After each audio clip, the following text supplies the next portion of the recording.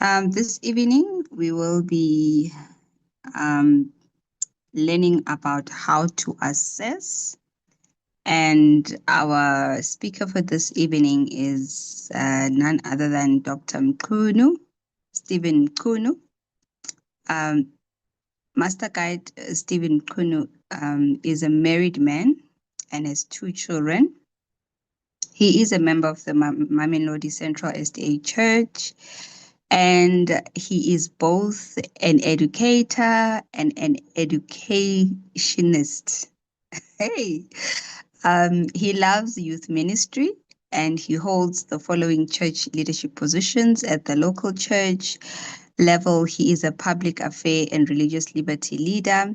At the district level, which is Central Tshwane District, he is the chairperson of the Strategic Development Committee.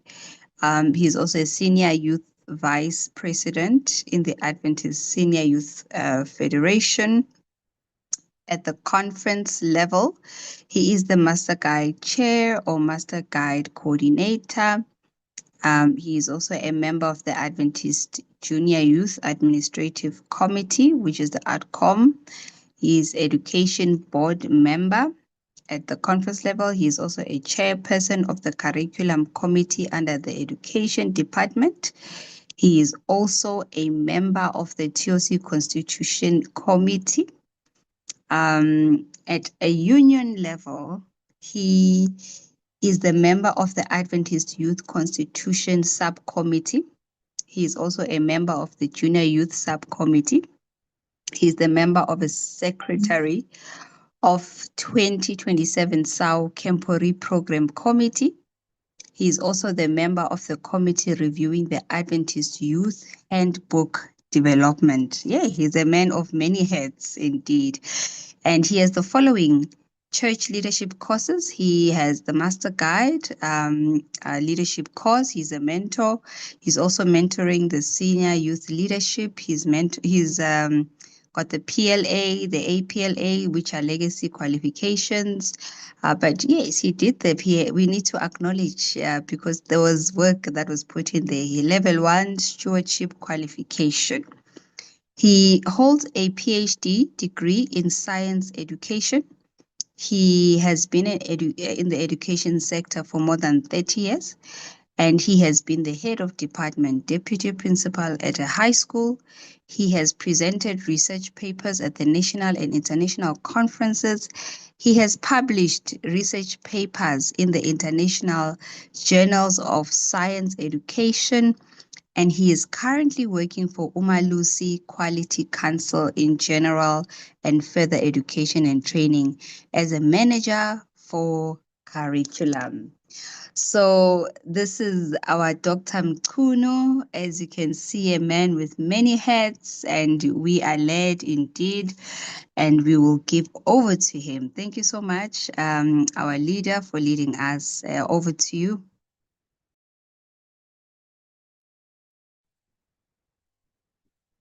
Thank you so much. Thank you so much, Mrs.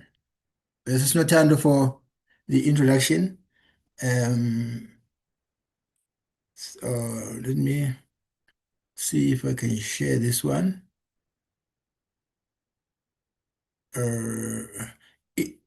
Is my presentation visible?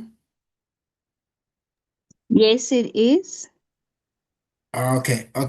Am I audible? Yes, you are. Thank you so much. And good afternoon and happy Sabbath, leaders here in attendance. I'm so excited that today we are going to discuss a few points on assessment issues in the junior youth ministries. Thank you so much for joining. So we'll be looking at the philosophy of junior youth ministries assessment for our conference. So this has been a busy week from Monday to today. We're receiving information overload.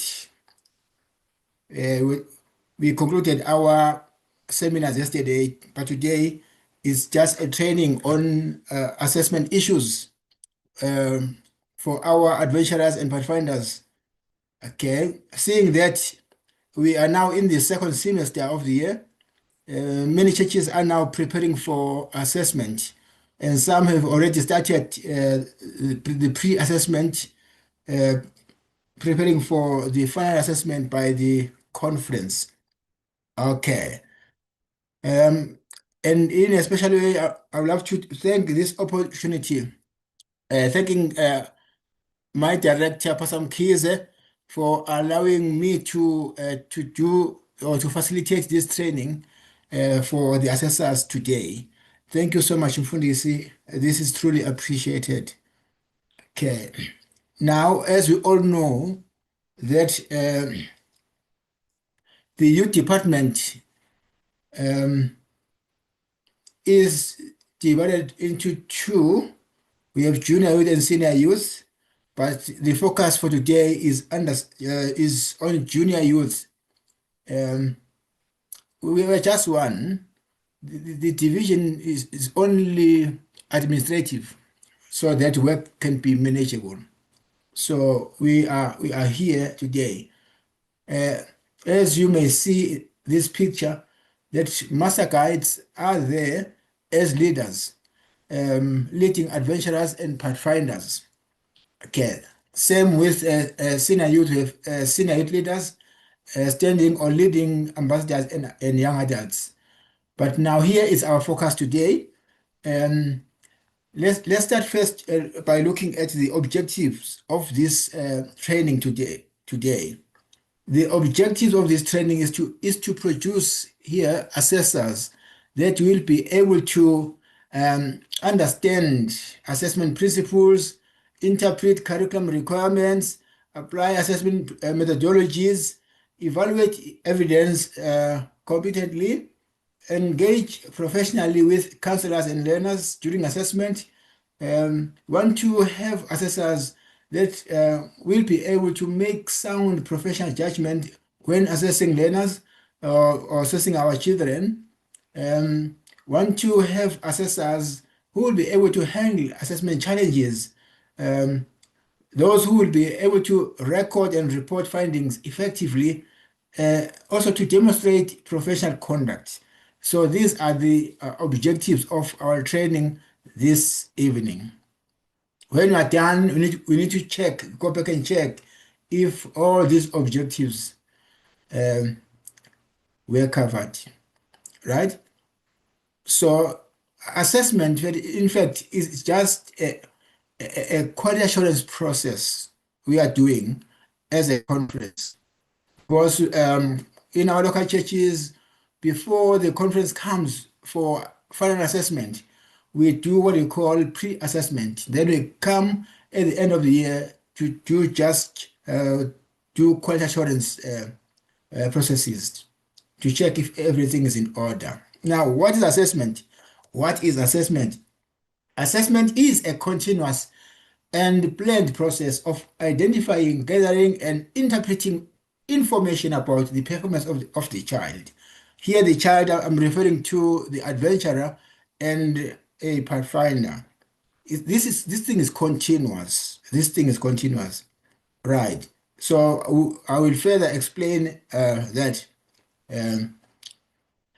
the word assessment is derived from the Latin word assidere, which means to sit with or to sit beside. And I love this definition. Okay. Assidere meaning to sit with or you sit beside. You sit with an adventurer as you assess. You sit beside the pathfinder or adventurer as you assess. So therefore, assessment is something we do with, okay? And for a student or for an adventurer, for a pathfinder, it is not something we do to them, okay?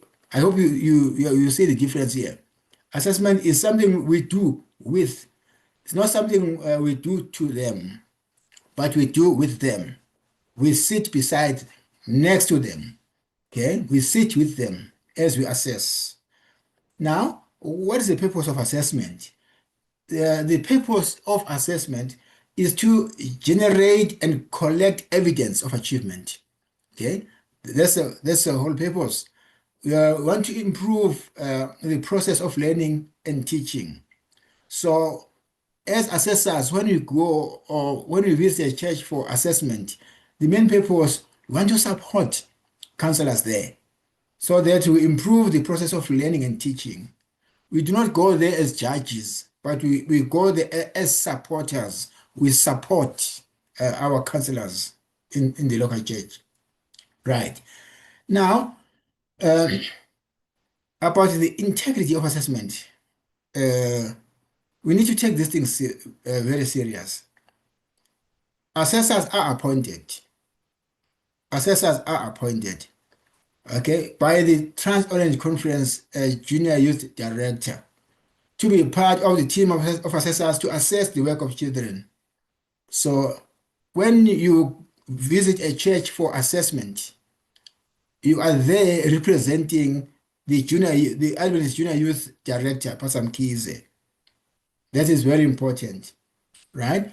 Now, the appointment of the assessors is primarily based on them being validated master guides who have earned all the 6 pins of either the Adventurer Club or the Pathfinder Club or both.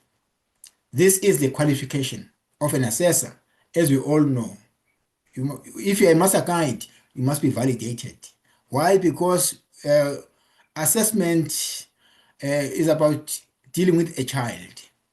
Okay, so we are assessing all the 6 classes in the Adventurer Club or Pathfinder Club. Therefore, an assessor should be a person who has earned all the 6 pins of these classes for either adventurers or pathfinders or all 12 classes. Then you qualify to be an assessor. Assessors receive special training as assessors, and the conference provides such training as we are here this evening. Now, the appointment and trained assessors may assess the work of children from any church in their local conference, except assessing the work of children belonging to their own local church. Now, these assessors may assess also the work of adventurers and pathfinders. If you are allocated a class to assess, we are not expecting you to complain, to say, hey, I'm not familiar with this class. Okay, it is assumed that we have earned all the 6 pins. So the lead assessor or the assessment coordinator may allocate you to any class, okay, either in the Adventurer Club or Pathfinder Club. Once an assessor is trained, he or she can assess the work of any child in the Adventist Junior Youth Ministry. Okay, this is about the appointment and the training of assessors. The integrity of assessment. The assessor has a responsibility to uphold the integrity of the assessment process, and the outcome of the assessment process and its concurrence may be influenced by how the process is perceived. Remember, after or when you are done with the assessment in a particular church, that local church at the end of the day will have to give you a feedback on the process. Okay, they will tell you how the process unfolded. Okay. So as they give feedback, we listen attentively so that we improve our processes as assessors. Now, when a situation arises during assessment that could compromise the integrity of the assessment, as an assessor, you need to address that situation there and there. Very important. And if you feel that you are not in a position to deal with the situation or that situation requires intervention, then you speak to the counselor to state your intention to suspend and then to suspend the class and then call for a pause of the assessment to consult with the lead assessor. If there's a situation that you see, this situation is now coming up now, we want to deal with it, So you need to consult with the assessment coordinator or the lead assessor in that case. And as you do so, you need to give a full explanation to the counselor on what is happening. And then when you are done consulting, then you also give feedback to the counselor. So you do this in case any situation arises during the assessment process. Okay, right. Now, what are the qualities of an assessor? What are the qualities of an assessor? One, knowledge. Okay, we have earned all the six classes or 6 pins of the adventurer classes or 6 pins of the Pathfinder classes. So it is assumed that as an assessor, you are knowledgeable about the curriculum concepts, terminology that are there, definitions in the curriculum. You know the pledge, you know the law, aim, and motto. These concepts are in your fingertips. You know them as an assessor. So we are expecting you also to have particular skills. Okay. So as an assessor, be able to demonstrate, for example, how to tie a knot or and identify knots on a noteboard. Okay. Know how to march and drill. These skills are important. So if you don't know, if you don't have these skills as an assessor, you'll be shocked when learners or adventurers and pathfinders now begin to teach you. It becomes an embarrassment if now the kids you are assessing they are now teaching you the skills. So as an assessor, we are expecting that we have these skills. You can tie a knot, all the knots we are having. Okay, a master guide. When you are preparing your file, one of the requirements was that you be able to tie at least 25 knots. So this is the expectation, right? If a pathfinder present a noteboard, be able to identify knots on the noteboard because you know them as an assessor. Okay. Some of our adventurers or pathfinders will present to you a story chart for you to interpret. Be able to interpret story charts when presented to you as an assessor.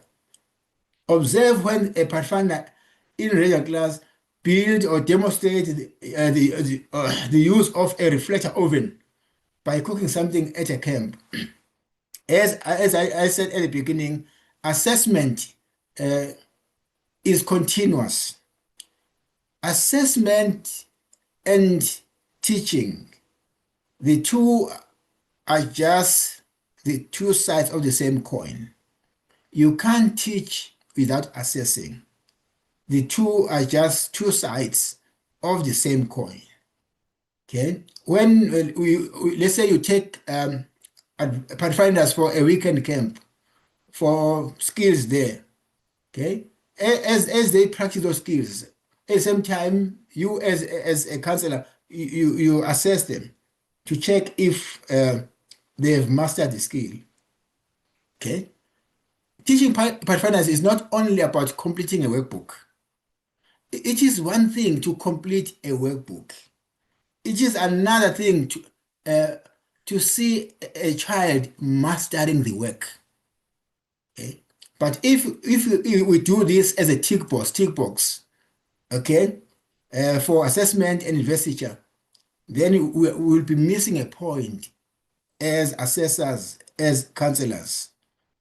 Kids must not only complete the work, we must make sure that they've mastered the work, right? So one of the qualities expected is attitude, right? Attitude of the assessor. As an assessor, you must be trustworthy, self-confident, tolerant. We are dealing with children. Be approachable, be adaptable. Values, what are the values expected here? As an assessor, you must be loving. We are dealing with children. Be caring, understanding, and be honest when you give feedback to the counselor. These are the qualities expected from any assessor in the Adventist Junior Youth Ministries. Right. Here we are discussing assessment. Okay? Assessment. There are different kinds of assessment. We have what we call assessment of learning. Okay? We have what we call assessment as learning. We have assessment for learning. So we see these three types of assessment. All assessment is about learning. Okay? After a child has been assessed, there's a learning curve. There's something is learned. Assessment of learning, okay? Here we do to determine achievement. Assessment for learning, we do this one to give feedback on the learning and teaching. When we have what we call assessment as learning, this one is meant to self-regulate and critically evaluate. I'll give examples. Assessment for learning is what we do weekly in our progressive classes when we teach after lunch. When we have classes, our classes, we are taking our adventurers and pathfinders through the curriculum. As you teach, we assess. Okay, we assess at the same time. Before you end your class, you ask them some questions to check if they were following you, to check if they were with you in the lesson. So that type of assessment, as you teach and assess, teach and ask them questions, teach and give them something, we call that type of assessment assessment for learning, right? But assessment of learning is something else. Assessment of learning is summative. Making an example with grade 12 learners. When they write their examination in October, November, that is assessment of learning. That is not assessment for learning.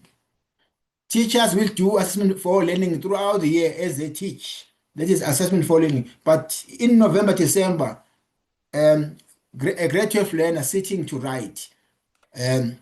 So we are assessing learning learned throughout the year. That is assessment of learning. The third one, assessment as learning. What is this one? A grade 12 learner will take a question paper and sit down and self-assess. Okay, answer the question without a teacher. It's just the learner and the question paper, as checking if he can answer the questions. So that one is called assessment as learning. As this candidate is answering this question paper, at the same time he or she is learning. That is assessment for learning. So I think I've explained this one enough. Assessment of learning is summative assessment. Here the teacher is responsible, and the teacher here is a decision maker. Summative learning are high stakes examination, graded end, okay, or June examination, mid examination, right? Then assessment as learning. This one is formative assessment, low stake examination, graded in class participation. Here the student is responsible. A student here is a decision maker. Assessment as learning. Assessment of learning is formative, low stakes assessment, graded in class participation. Here the student also is responsible and a decision maker. Okay, so this concept, I want to make sure we all understand it. Now, let's say now we are ready to assess. We are now at a particular church as a team to do assessment. The church will give us the background to say, okay, now we are here, welcome. This is our club, our clubs, they are ready. But if the church leadership say, hey, please understand, our classes had the following challenges. Our classes were not monitored the whole year. We lost teachers relocated, all those things. Now, on this slide, we are saying leadership failures are not assessment issues. No training for teachers is not an assessment issue. No monitoring of clubs and progressive classes by an area coordinator throughout the year, that is not an assessment issue. These issues should not be brought in on the day of assessment. Lack of resources is not an assessment issue. When we come to assess, the focus is on assessment and nothing else. We are just here to assess adventurers and pathfinders. Okay? Now, what is the role and interest of the conference? The conference here has a final say on the outcome of the assessment. Okay? With regard to adventurers and pathfinders, this function, the Adventist Junior Youth Director, Pastor Mkhize, has delegated it to the federations. Okay? The federation president and his or her team is responsible here for this function. The assessment and investitures of the adventurers and pathfinders. Okay? Now, the outcome may confirm that an investiture may take place or may identify additional requirements by the class. The class may need to certify after the assessment. Let's say we are here assessing it, now we are done. It's either this club is ready for investiture or there are few requirements they need to satisfy before an investiture date is confirmed. Here, the objective of the conference is fundamentally to have children being invested. This is important, right? And the conference receives the final assessment report from the federation president. Okay.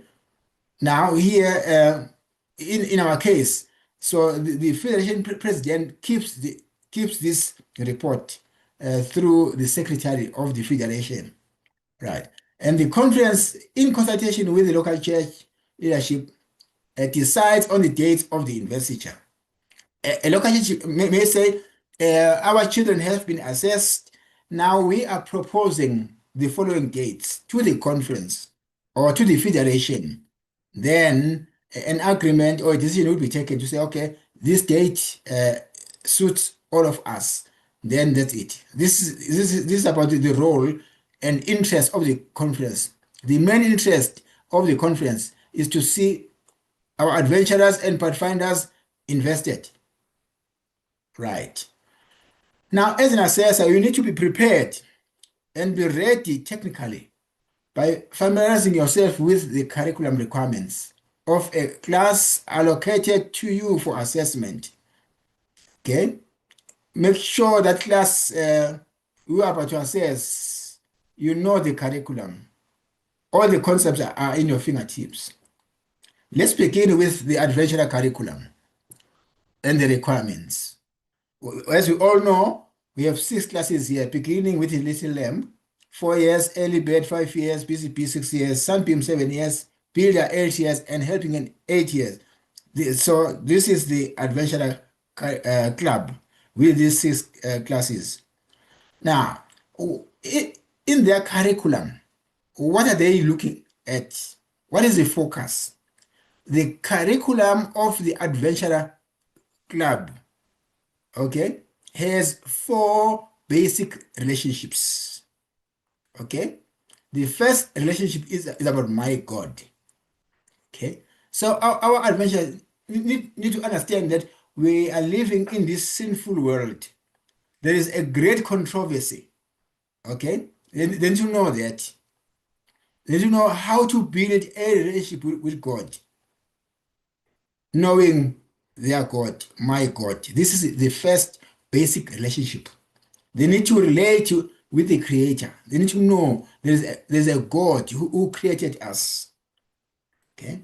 The second relationship is about themselves, myself, activities that help them appreciate and develop their own specialness. Okay, my family. We help here. We help them to understand and participate in positive family relationships. My family, and the last relationship, which is basic, is my world. Okay, want them to experience the excitement of the world God created for them and their responsibility for its care. So these are the four basic relationships for the Pathfinder the adventurer curriculum. Now, just the overview of this curriculum. Okay. Uh, each curriculum has some preliminaries, the basics. Okay. Right. But each section has major components and also concepts that needs to be understood by our adventurers. Beginning with the first basic relationship, my God. Okay, this is here to facilitate the development of a growing and fruitful relationship between the child and Jesus Christ. So under this section, let's say a counselor has taught this section very well. It will mean that counselor has covered three major components in this section: his plan to save me, his message to me, his power in my life. These are the three major components of this section. And this section has very important concepts to be understood by our adventurers. God's love. They must understand what is sin, forgiveness, conversion, obedience. So these are the concepts that are very critical for our children to know. Then we have memory verses, Bible books, using and trusting the Bible, prayer, Bible study, witness, living for Christ. These are the concepts very important for our adventurers to master. We're not just teaching to tick a box, but we want them to master this curriculum. Then we have the second basic relationship, myself. It has three major components. I am special. They must know they are special. I can make wise choices. I can care for my body.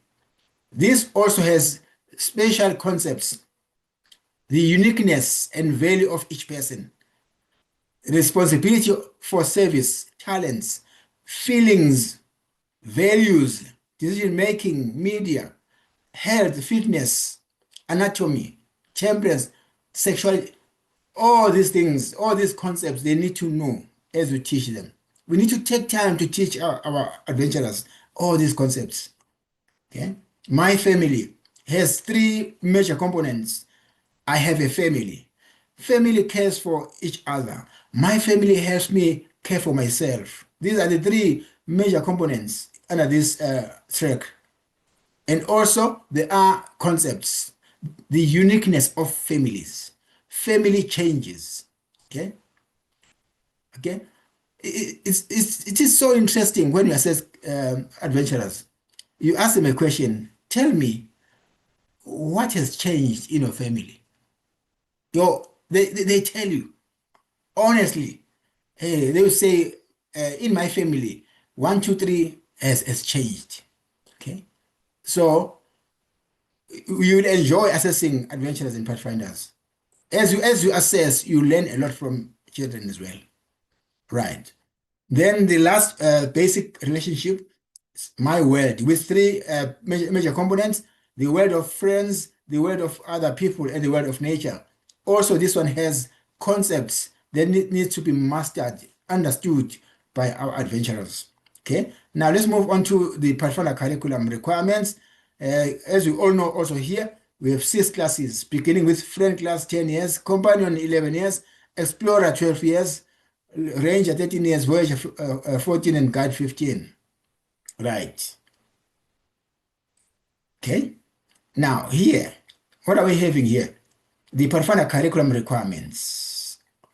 So here we have about 8, 1, 2, 3, 4, 5, 6, 7, 8, 9 on enrichment, personal growth, spiritual discovery, serving others, making friends, health and fitness, nature study, outdoor living.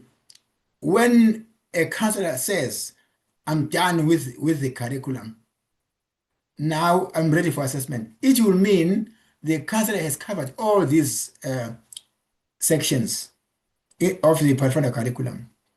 Now, looking at, let me go back a bit. Looking at this one, the adventure curriculum. When you go through this curriculum step by step, you will notice that the Pathfinder curriculum and adventurer curriculum, they also or they relate to Luke 2 verse 52. All right, that says, and Jesus grew in wisdom, in stature, okay, and this relationship with men. So as you all know, in Luke 2 verse 52, Jesus grew in wisdom, stature, in favor with God and men. So all these elements, they are in this curriculum, right? In the Old Testament, we have a similar text. This 1 Samuel 2 verse 26. It says, and Samuel grew in favor with God and men. Grew in stature, in favor with God and men. The only word missing in the Old Testament is the word wisdom. Okay, what does it mean? In our curriculum, it has a component where we are teaching them to exercise their bodies, physical fitness. It is here, right? Health and fitness. In favor with God is about their spiritual development. We have a section on spiritual discovery and nature study. These two are related because when you take them out there in the nature world, they learn more about God, who is a creator. Okay? Physical fitness, health and fitness is about growing them in stature. In favor with God, spiritually. In favor with men, serving others, making friends. Okay? You see here, Luke 2, verse 52 applies in this curriculum. Same thing with adventurers, same thing exactly. Right? Because we want them to grow like Jesus, who grew in wisdom, okay, and stature, in favor with God and men. So these are the key verses that are relating directly to the curriculum we are offering here. Now, this is the Pathfinder curriculum with 6 classes. So the requirements are the same as you may see here. They are the same for all these classes. Now, if we have the same requirements, right? A friend class will go through a section, spiritual discovery. A component class will go through a section, spiritual discovery, throughout up to the guide class. Now, therefore, what's the difference here? Okay, using a curriculum terminology or concept, the only difference is with progression. Progression. As they move from friend, companion up to guide, the content gets deeper and deeper and deeper. We call it progression. The complexity of the content changes with the class as they move from friend, companion, but dealing with the same section, spiritual discovery. And same thing with the rest of the sections. The only difference is progression, the complexity as they move. Eleanor says here, Our ideas of education take no narrow and too low a range. There is a need for a broader scope, a higher aim. True education means more than the perusal of a certain course of study. It means more than a preparation for the life that is now. True education has to do with the whole being and with the whole period of existence possible to man. True education is the harmonious development of the physical, the mental, and spiritual powers. True education prepares our kids for the joy of service in this world and for the higher joy of a wider service in the world to come. This is what we are doing to our children. Okay? And this paragraph relates directly to Luke 2, verse 52, to 1 Samuel 2, verse 26, this one. Now, going straight to the assessment in our junior youth ministry, let's look at this one now deeper. The assessment in the junior youth ministries. Where are we starting? Okay, the assessment in the junior youth ministries, we do it to ascertain that there is a harmonious development of body, mind, and spirit in that level, in that class, be it a little lamb or a friend class, or in that class. As you teach as a counselor, as you assess, want to make sure that there was a development, okay, of the body, the mind, the spirit in the class you're assessing.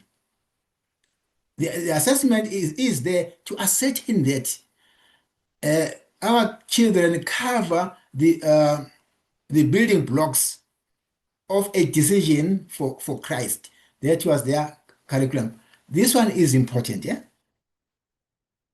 Okay?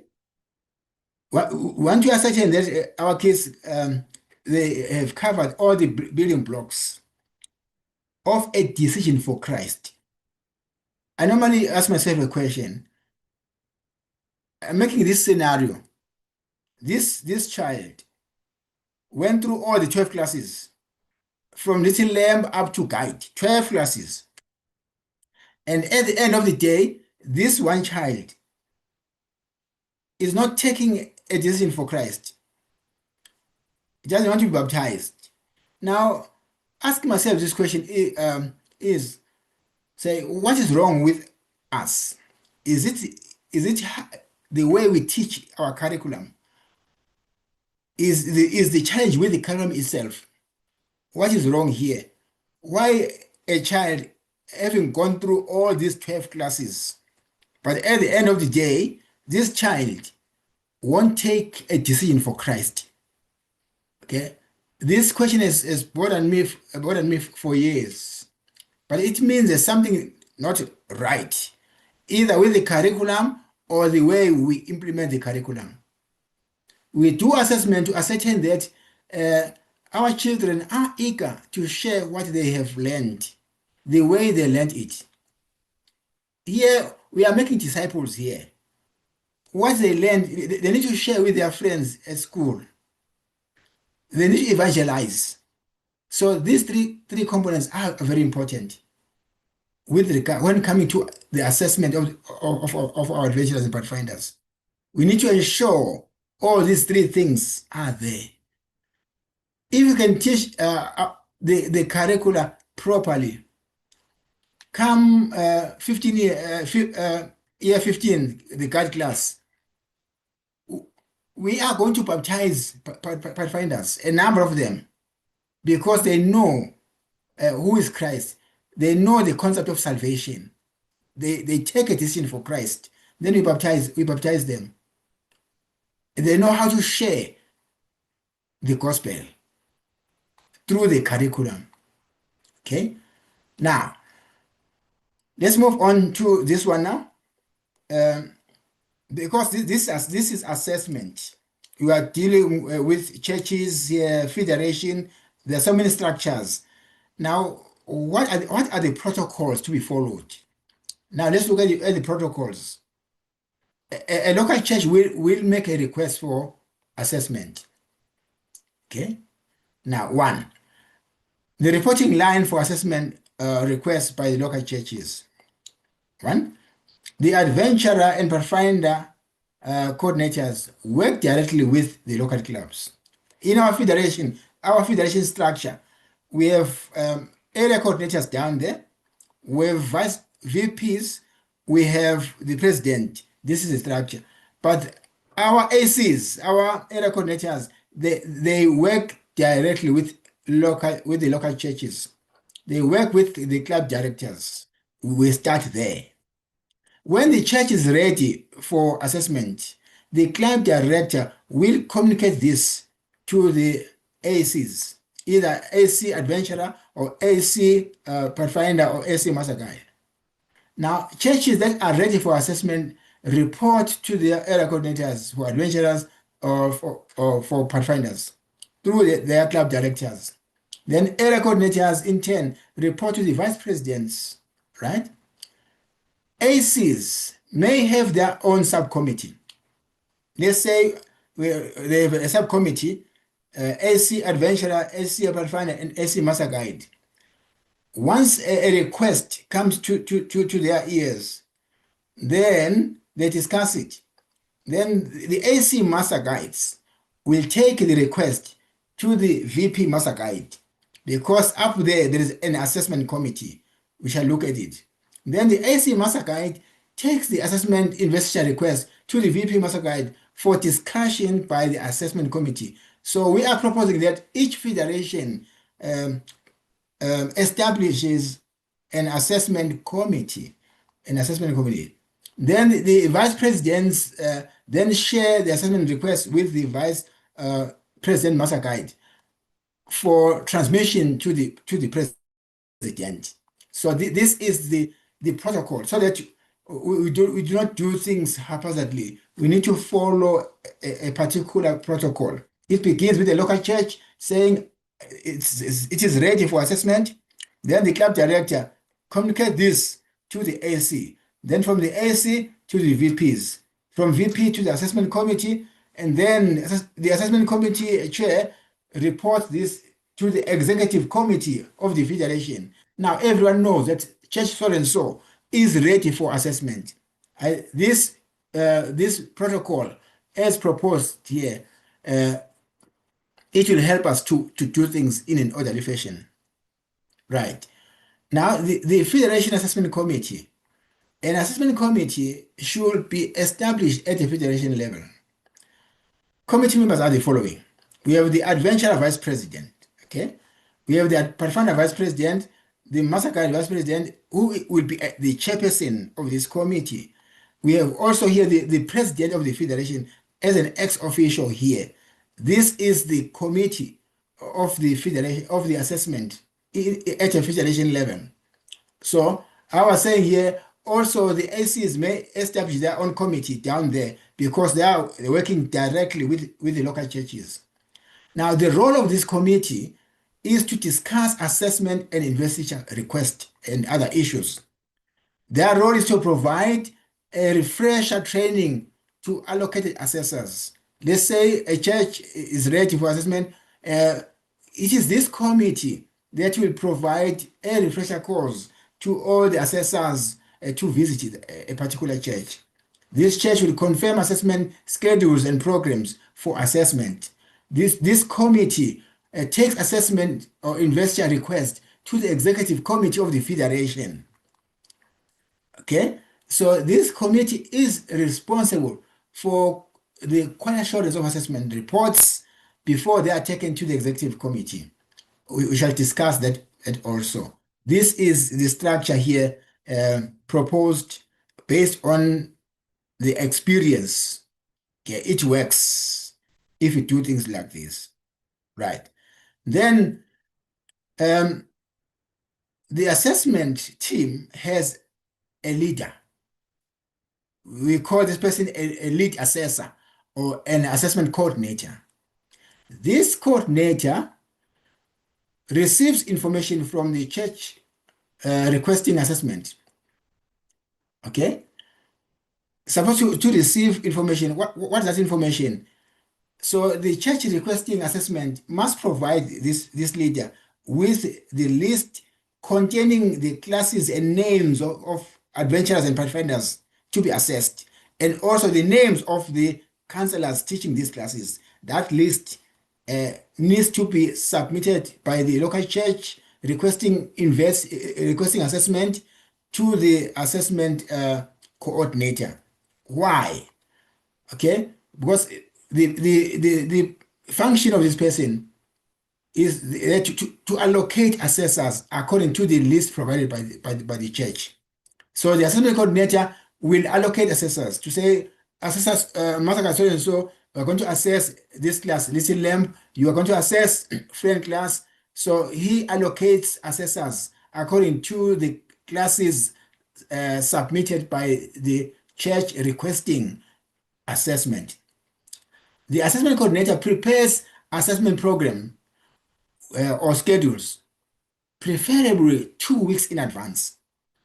Okay, we need to work in an orderly fashion 2 weeks in advance. So the assessment coordinator has prepared the assessment program. Assessors are ready for a visit to a particular church for assessment. Okay, this leader oversees assessment to ensure that the assessment is run smoothly. This is the assessment coordinator or the lead assessor. This person also consolidates reports from the assessors. When the assessment is done, all the reports will be submitted to the lead assessor for consolidation into one assessment report. And this report is going to be shared with the assessment committee for their information and for them to quite assure the entire report, right? This person will sign this report and send it to the Federation President for further signing and for transmission to the conference for a decision of investiture. Now, all assessment records should be sent to the conference president for archiving by the Federation Secretary, right? So remember, we said this function has been delegated to the Federation by our conference junior director. The assessment and investiture of our adventurers and pathfinders. Then investiture requests, they will follow the same protocol. Okay. The investiture request will follow the same protocol. Right. Both assessments and investitures for adventurers and pathfinders are conference events delegated to Federation. This is very important. When you go there as an assessor, you are being sent by the conference. This function, however, has been delegated to the federations. Right. Now, all right. Now let us now picture this now. We are assessors. We are ready for assessment, right? We are now at the church. We have arrived. We are now here for assessment. What must happen here first? Right? As assessors, we need to have our own meeting first.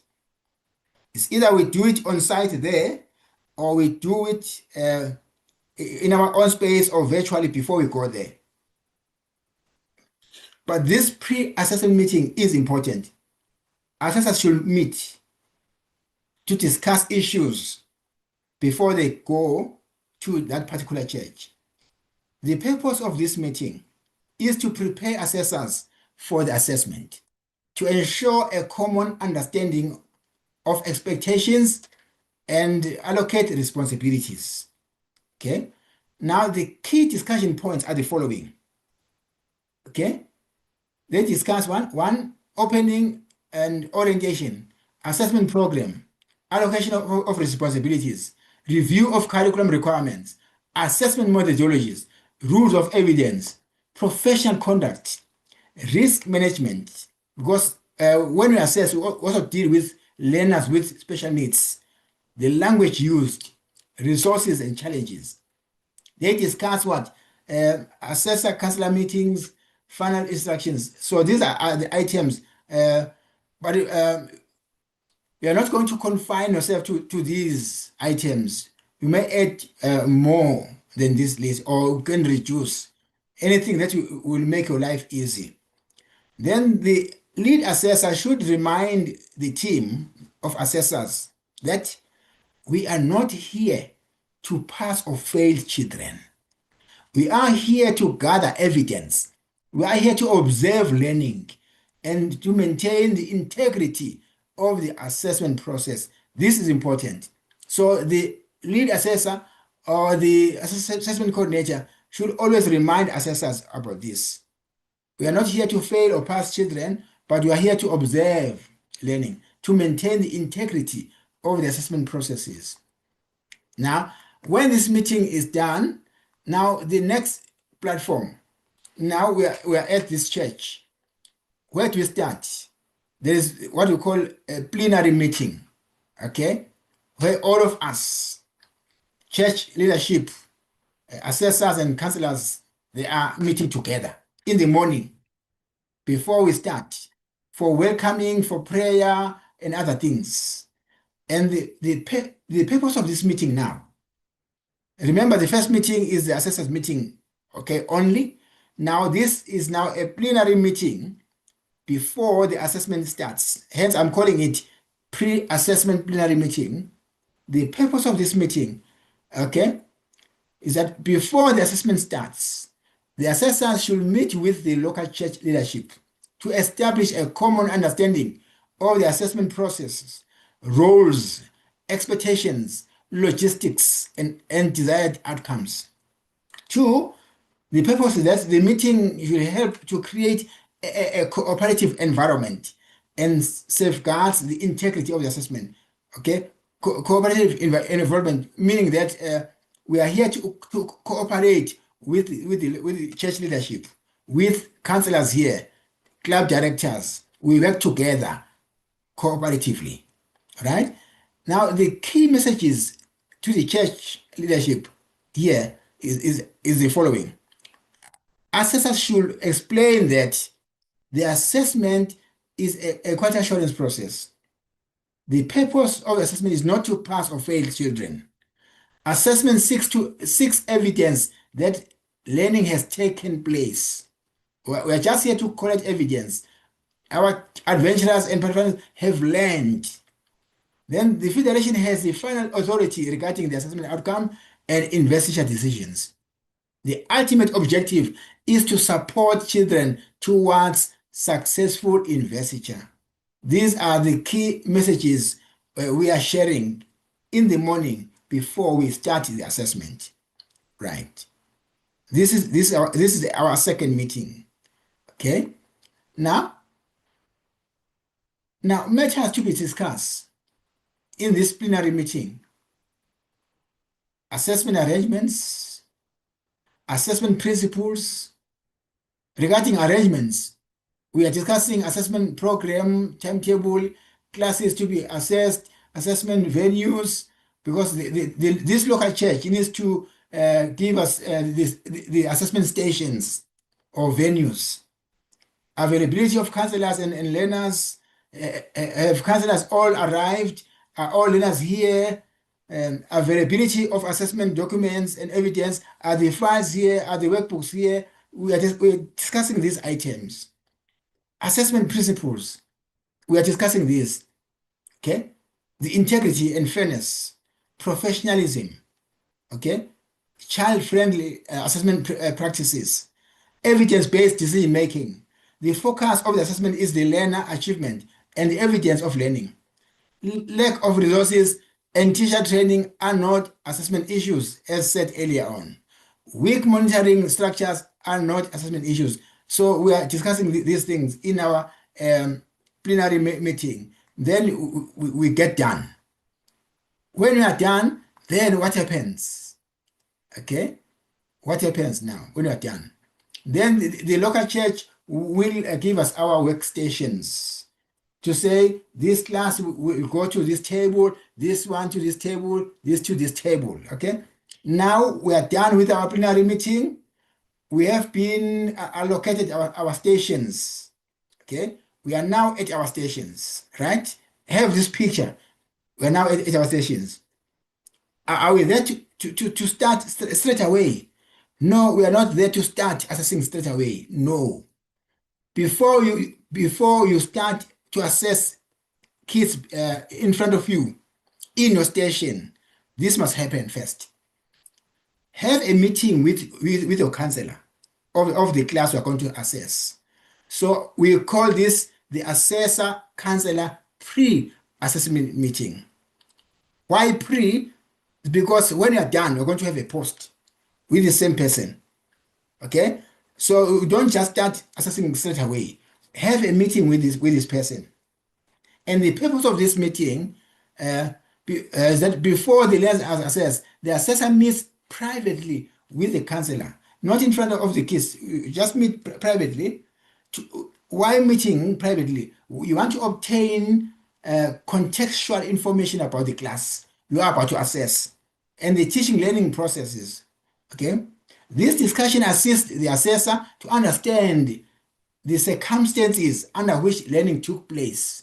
This platform is important. It's just you and the counselor discussing.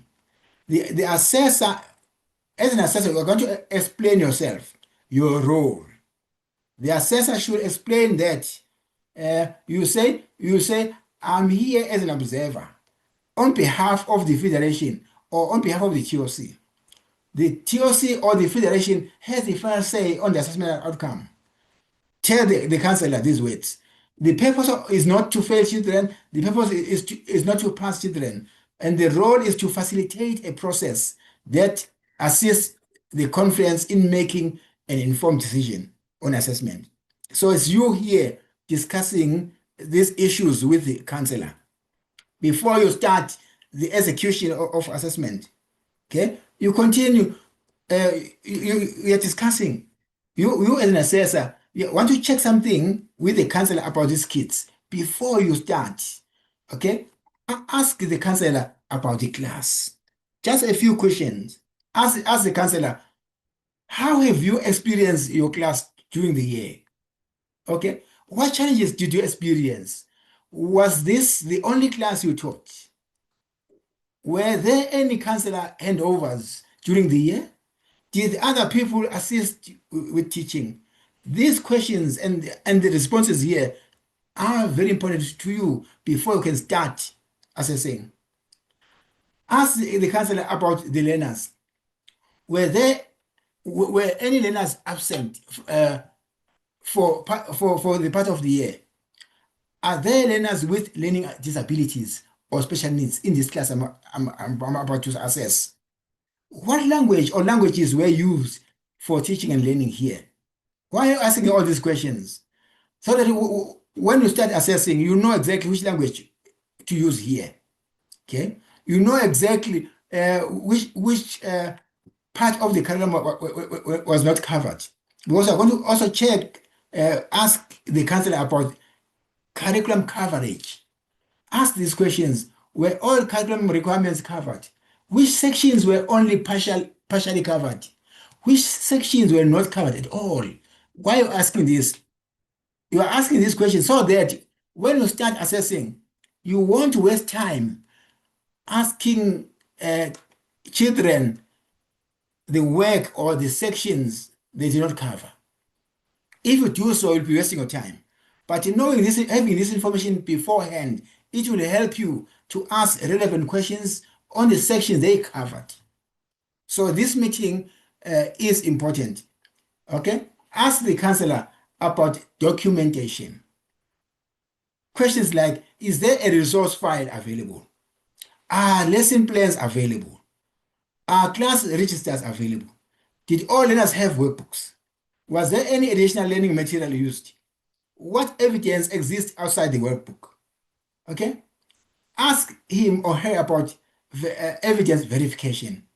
All right? The assessor should request a workbook and ask counselors to demonstrate what was taught, how it was taught, where the evidence of learning can be found. So this discussion will going to help you a lot as an assessor. Very important, very important. Then we are done with checking a few things with the counselor. Then you are ready to start. You are ready to start. You know exactly where to start because now you have a background information from the counselor himself about the kids, about curriculum coverage, etc., etc., about documents. Okay, now we are starting. Okay, it's now you and children, the assessor and children, the engagements. Okay, the assessment philosophy is like this. The junior youth ministry assessment is not an examination. There's no pass mark. Assessment seeks evidence that learning, growth, and development have taken place. This is the core function of assessment. How learner engagement should take place. Okay, the role of the counselor should lead the interaction. Yeah. So you as an assessor, you are not the one to ask questions. These learners won't be free, won't be open to respond to you. They don't know you. You are new to them. And you are wearing this uniform. Maybe they are scared of you seeing you in this uniform. Maybe their counselor is not a master guide. So you are a master guide in this uniform. They are scared. They don't know you. You come to ask them questions. No, you are not the one to ask questions.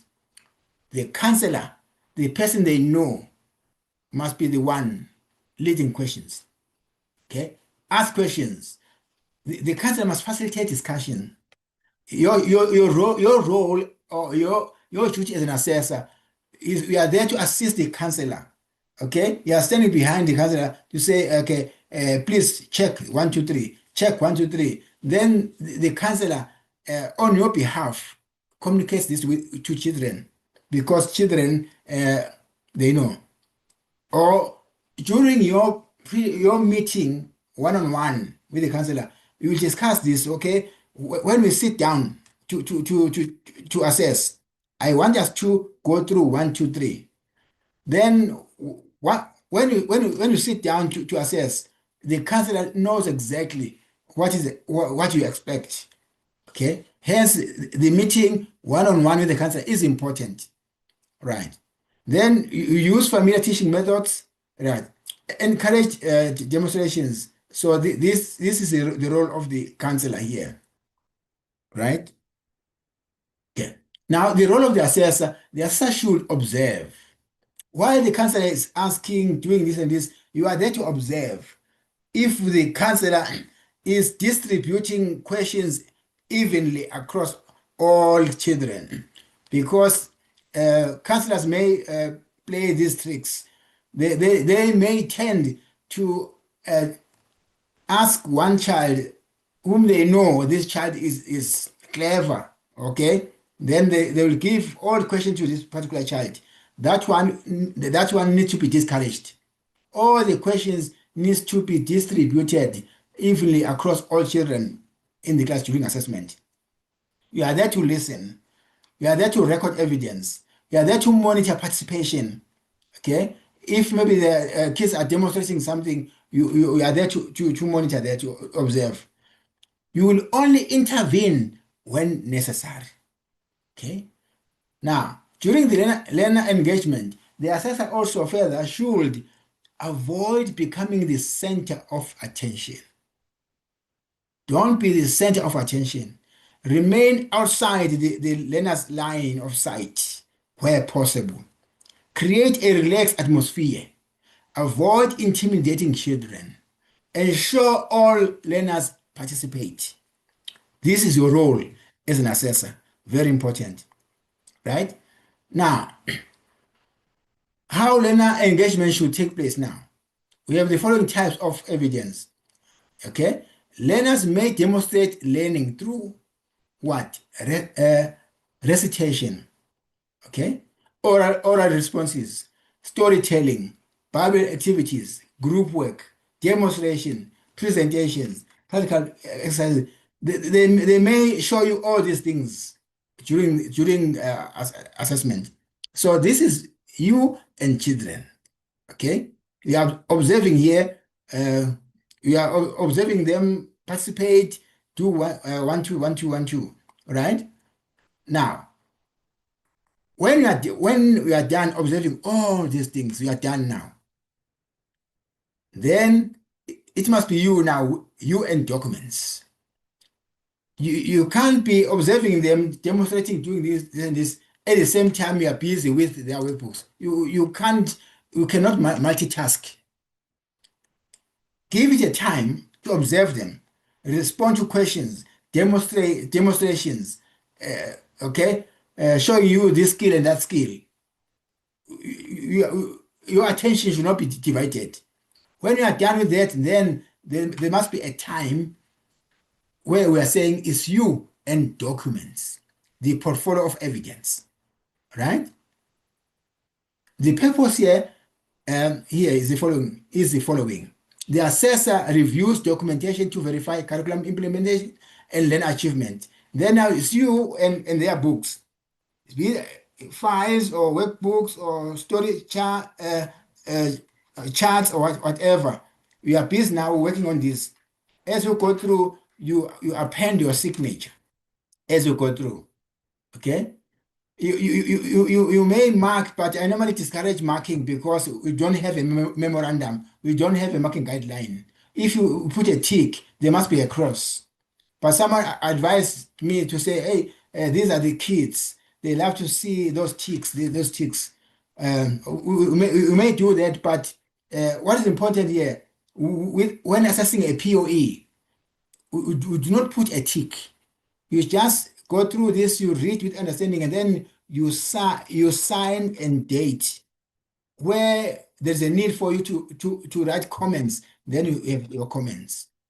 And you also don't sign all pages of the workbook. You just choose which one you want to sign. Because if you can sign all the pages, you will never finish doing this job.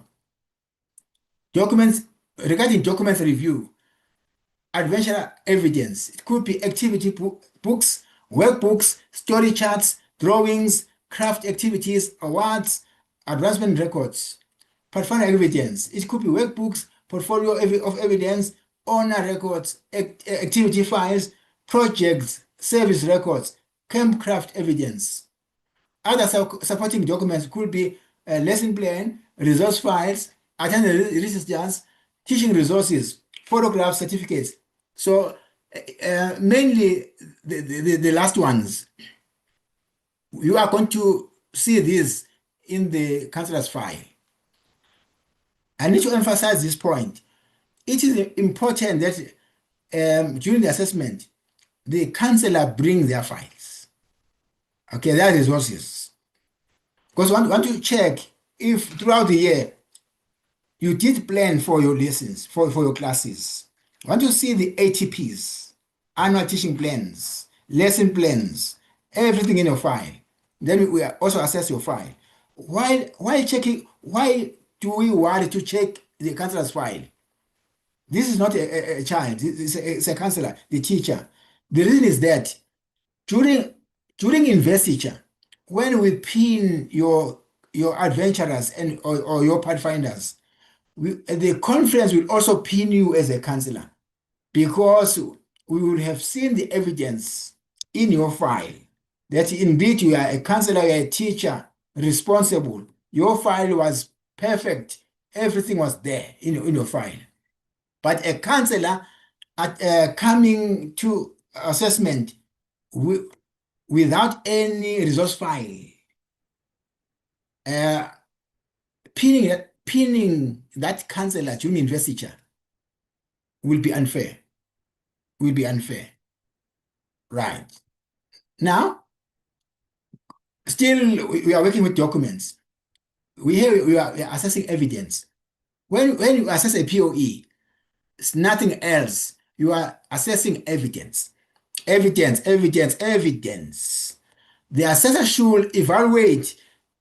We have direct evidence, we have indirect evidence, we have supplementary evidence. There are three types of evidence when you look at the POE: direct, indirect, and supplementary evidence. The direct evidence is where adventurers or pathfinders are going to do a demonstration. As you are there as an assessor, we are observing. They are demonstrating, okay? They are reciting, okay? Saying the law, the pledge, etc. That is direct evidence. Then indirect evidence about what? Work already done throughout the year, but now submitted to you for assessment, like projects, story charts, posters, ready-made, craftwork. That is indirect evidence, right? Now, last we have what we call supplementary evidence. This is what oral questioning, counselor explaining, parent testimony. When do we use this one? Okay, I will explain when do we use this one, right? Let me just pass, but this one I need to explain in the next slide. When do we use supplementary evidence? Let me go to rules of evidence. Rules of evidence are as follows: validity, authenticity, currency, sufficiency. Those four are the rules of evidence. Whether you're assessing a massacre file or assessing an adventure or Pathfinder file, this is the criteria or the criterion, okay? The rules of evidence. Then as you do this, the assessment card, I am going to share the templates of the assessment cards, okay? The assessment card will have a spaces per child. C for complete, I incomplete, and D not done. So for each child in the card, you say, okay, this requirement was completed. Then you tick completed, or you write C for completed, I incomplete, and D for not done. So this is now for the card, right? The assessor should also sign and date workbooks as confirmation that they were reviewed. Now going ahead. Now, okay, what is this now? We are done with documents now here. Okay, you are done with documents. Now, the next platform. Okay. So the document checking and signing will be the last activity. It means we are done. There comes the next platform now. You and the counselor post-assessment meeting now. Remember, there was a pre. Now this is a post. Children or adventures and pathfinders are now, they are there, they're playing now. We are done. It's now you and the counselor now. Your post-assessment meeting, giving this counselor feedback. The purpose of this meeting, following the assessment, the assessor should meet with the counselor to provide professional feedback. Underline professional feedback. Very important, because sometimes that's where we err as assessors. We are not professional when we give feedback. Now, areas to discuss. You first discuss strengths. Okay? Don't start with bad things. Start with good things first. Discuss strengths with the counselor. This is one-on-one meeting, you and the counselor, but post now, not pre. Okay? Effective teaching practices, good learner participation, because we observe them. Oh, the participation was good. Oh, documentation, strong documentation, evidence was there. Evidence of curriculum coverage. Oh, I know, I observed that indeed you covered the whole curriculum for these kids. You are discussing strengths of this counselor, strengths of the kids. Then when you are done with discussing strengths, then you go to areas requiring improvement. Then you discuss incomplete evidence, curriculum gaps, documentation weaknesses, outstanding requirements. You are doing this one-on-one, right? Also, you discuss important communication. The assessor should explain that findings are just preliminary. Assessment reports will be submitted through the prescribed structures. You tell your counselor. The conference makes the final decision regarding investiture. Okay, don't make any promises about investiture. Okay, that is not your responsibility. You just tell him or her the conference or the federation will make a final decision regarding investiture. Professional conduct. The feedback you are giving to the councillor should be factual, be respectful, be evidence-based, focus on improvement, avoid criticism of individuals. Professional conduct, very important, right? This is what the assessor, councillor, post-assessment meeting. These are the issues you give as feedback. Okay, right. Now we are done with the councillor who's given feedback. Now what happens now? We are all done assessing. We have moved away from our stations. Now we are ready for the last meeting. Okay, right. Now, the purpose of this meeting now is to reflect on the assessment, sharing findings, identify concerns, and prepare a coherent report. Right. What's happening now here?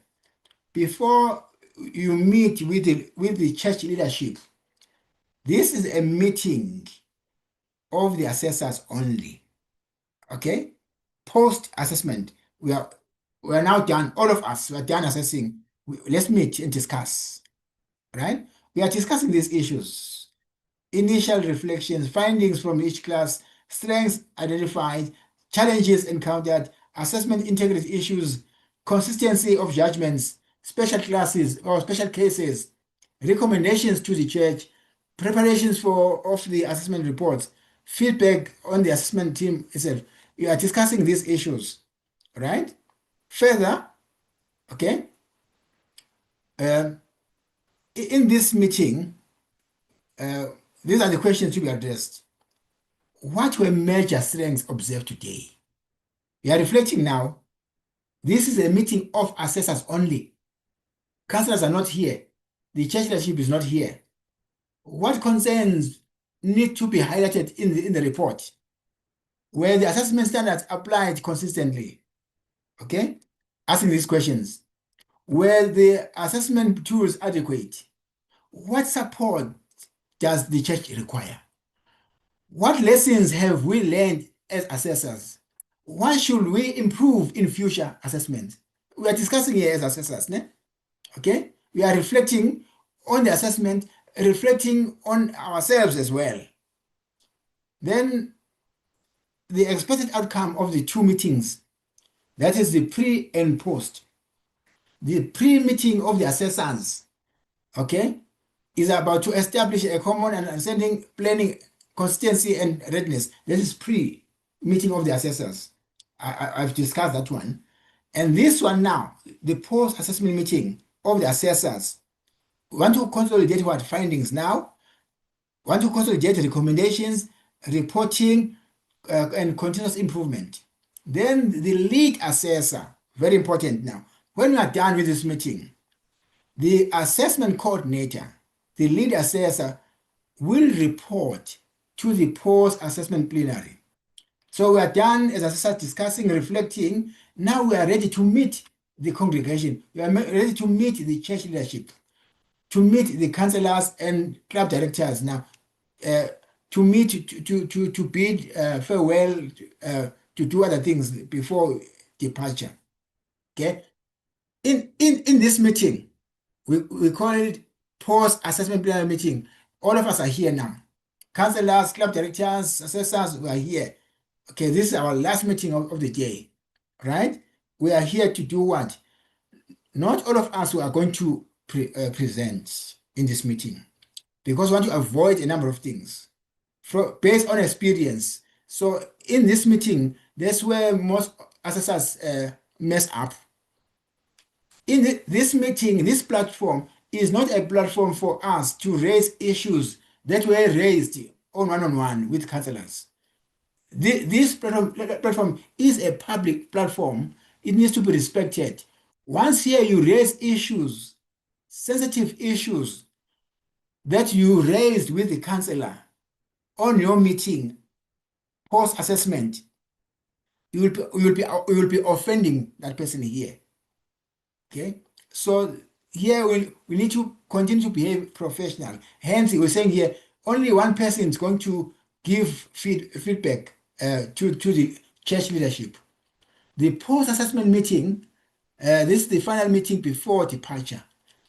This meeting should serve as a professional feedback, reflection, and a closure session between assessors, counselors, club leadership, and relevant church representatives.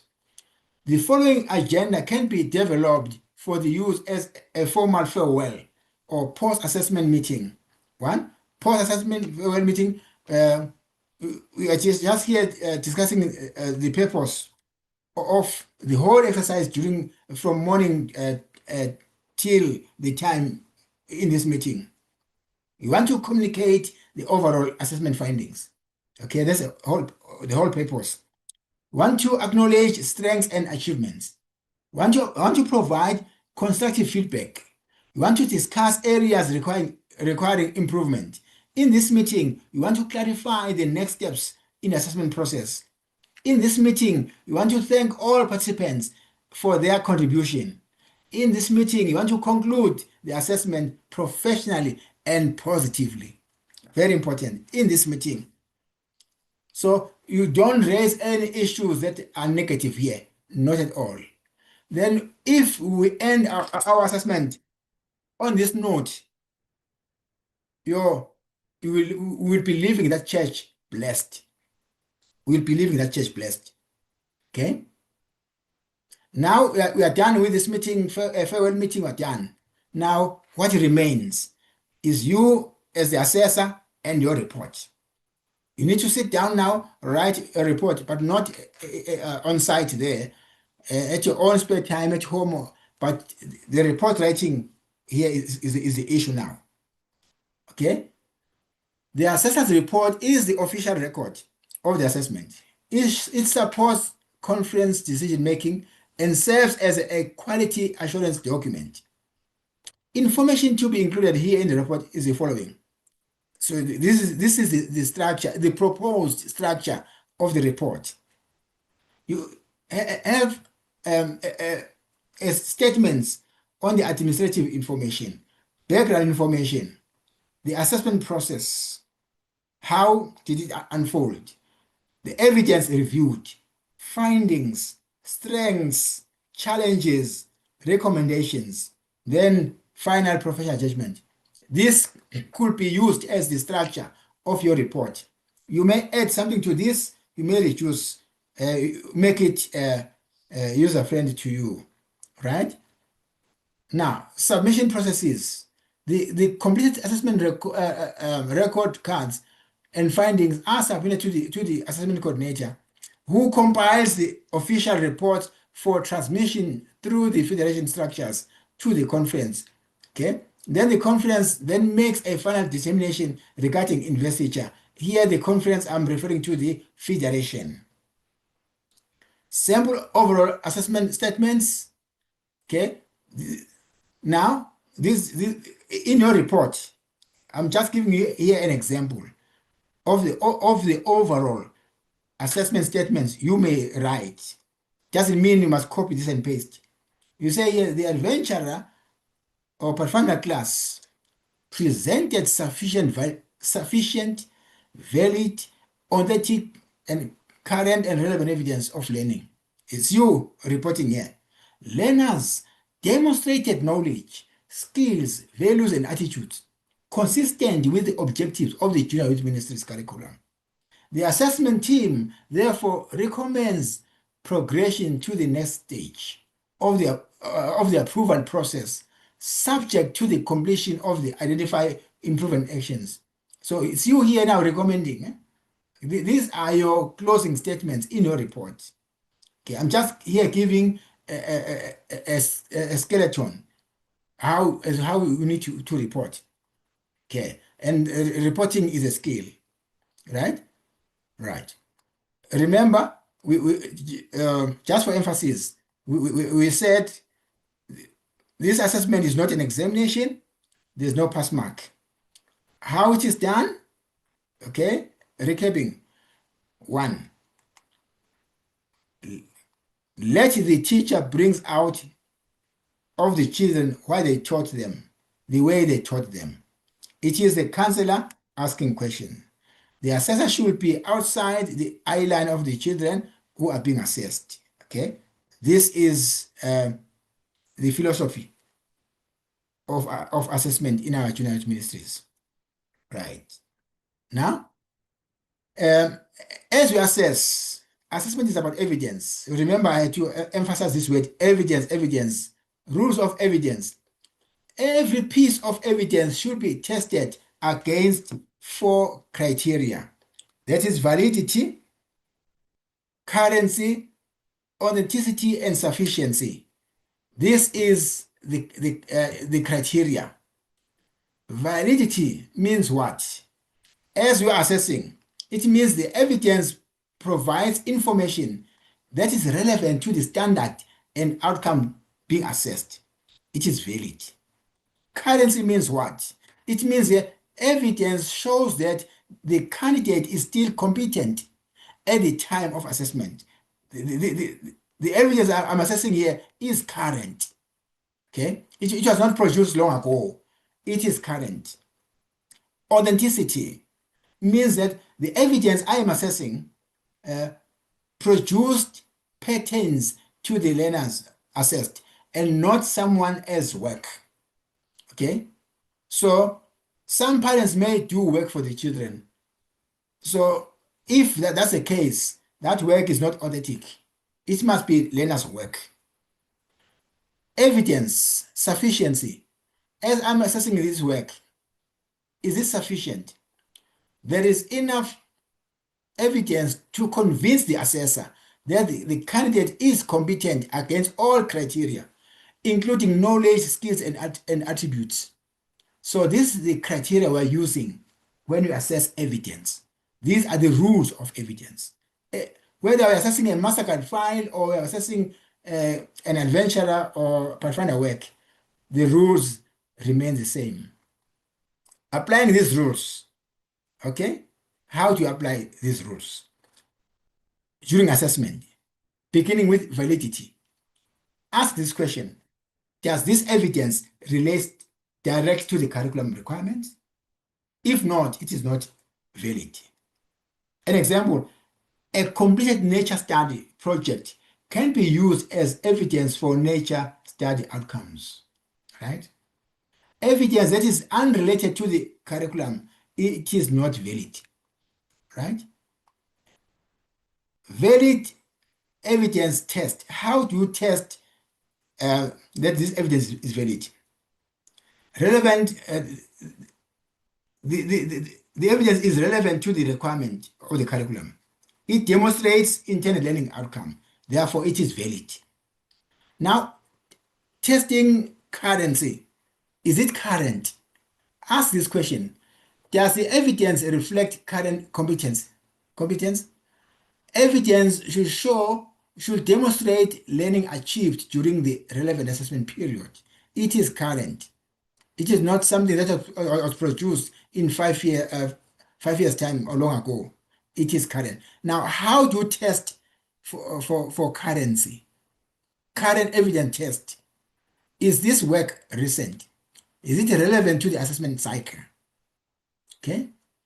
Then you go further, you check authenticity. Ask yourself this question: does this evidence genuinely belong to the learner? The assessor should ensure that work was completed by the learner. Practical demonstrations are performed by the learner. Projects generally reflect the learner participation. Now, how do you test for that this work is authentic? The learner owns this work. The learner produced it, generated it. The learner was able to demonstrate this. It is the adventurer's work. It is the finder's work. Therefore, it is authentic. Sufficiency.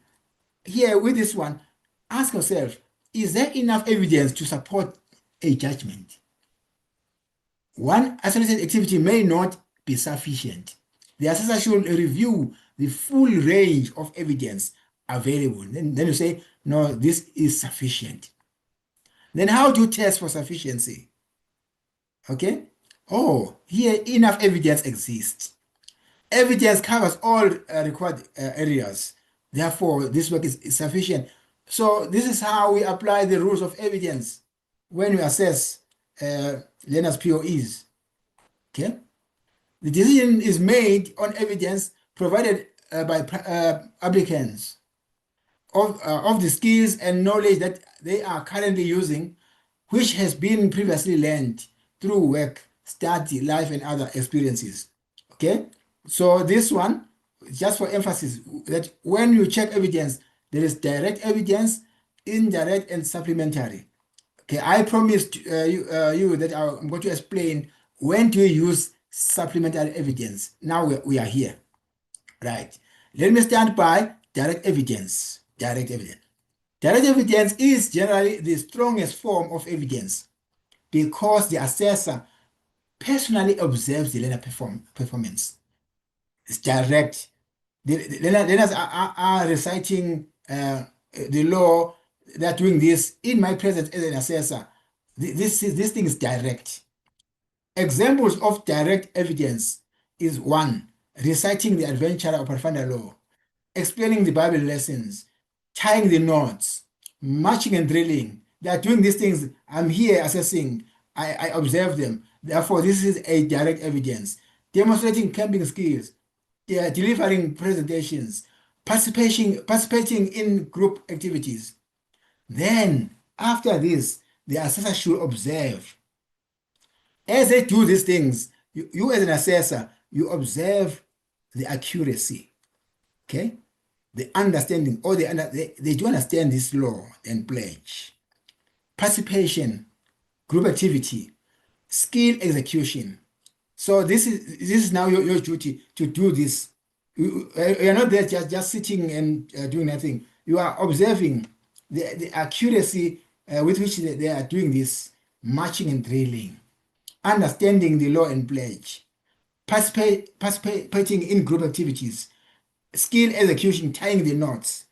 This is you now doing your work, right? This is about reviewing direct evidence, right? Right. Now, about indirect evidence. This one consists of completed work that demonstrate learning that took place previously. So they are here bringing their work, their story charts, everything is here, okay? It was done maybe as homework or as assignments. Now they're bringing here for assessment. So whatever they bring now, we call it indirect evidence. The examples are what? Story charts, posters, craft work, reports, projects, drawings, completed workbooks. Yeah, then this thing is in front of you. You are here to assess. Now, your duty as an assessor, you should determine whether the work relates to the curriculum requirements. Very important. You need to determine whether learning outcomes are demonstrated through this evidence. You need to determine whether the work appears complete and authentic, right? This is about indirect evidence. Now, reviewing supplementary evidence. Sometimes, now, this one, I need to explain this one carefully. When do we do this one? Supplementary evidence. Sometimes direct or indirect evidence may not be sufficient, okay? Right? I'll be stating with this one. The direct and indirect evidence may not be sufficient. Now, in such cases, supplementary evidence may be considered. Don't go away to say, the evidence was not there, this requirement was not met. It was there, but not sufficient. Then how do you assess it? Now you bring in the concept of supplementary evidence. Examples are here. Oral questioning. If the direct and indirect evidence is not sufficient, you are there to now ask the child, okay? Oral questioning, right? That is being supplementary to the insufficient evidence, right? The counselor also will explain and give a background as to what happened about this child in this requirement, right? The parent, if it is an adventurer, will also give some confirmation, right? Elena will also explain. If you see this is not sufficient, you need this supplemental evidence. You ask them questions, they must respond. You check the counselor, he or she will explain. The parent is there also, will explain. The learner will explain himself or herself. Testimonials are there. These are the examples of what? Of the supplementary evidence. Okay? As the word is saying, supplementary, it is supplementing direct and indirect evidence that was not sufficient. Then don't go away and say these requirements were not met. No. Okay. Supplementary evidence should be used carefully and should not replace strong direct evidence where direct evidence can reasonably be obtained. Okay, so we are using this as a last resort in case of insufficiency in terms of evidence. Right. Now, before we draw to a close this presentation, I need to deal with one now. Handling insufficient evidence. How do we handle this one? Insufficient evidence occurs when the assessor cannot confidently determine whether a learner or class has met a requirement because the available evidence is incomplete, the evidence is inadequate, the evidence is unclear, something is missing. The evidence does not meet the rules of evidence. Now, the assessor here, you are responsible, okay, for handling this situation. Handle this situation fairly, professionally, in a manner that protects both the learner and the integrity of the assessment process. This is how we need to handle insufficient evidence. Okay? Furthermore, handling insufficient evidence. One, we're saying, do not make immediate negative judgments here.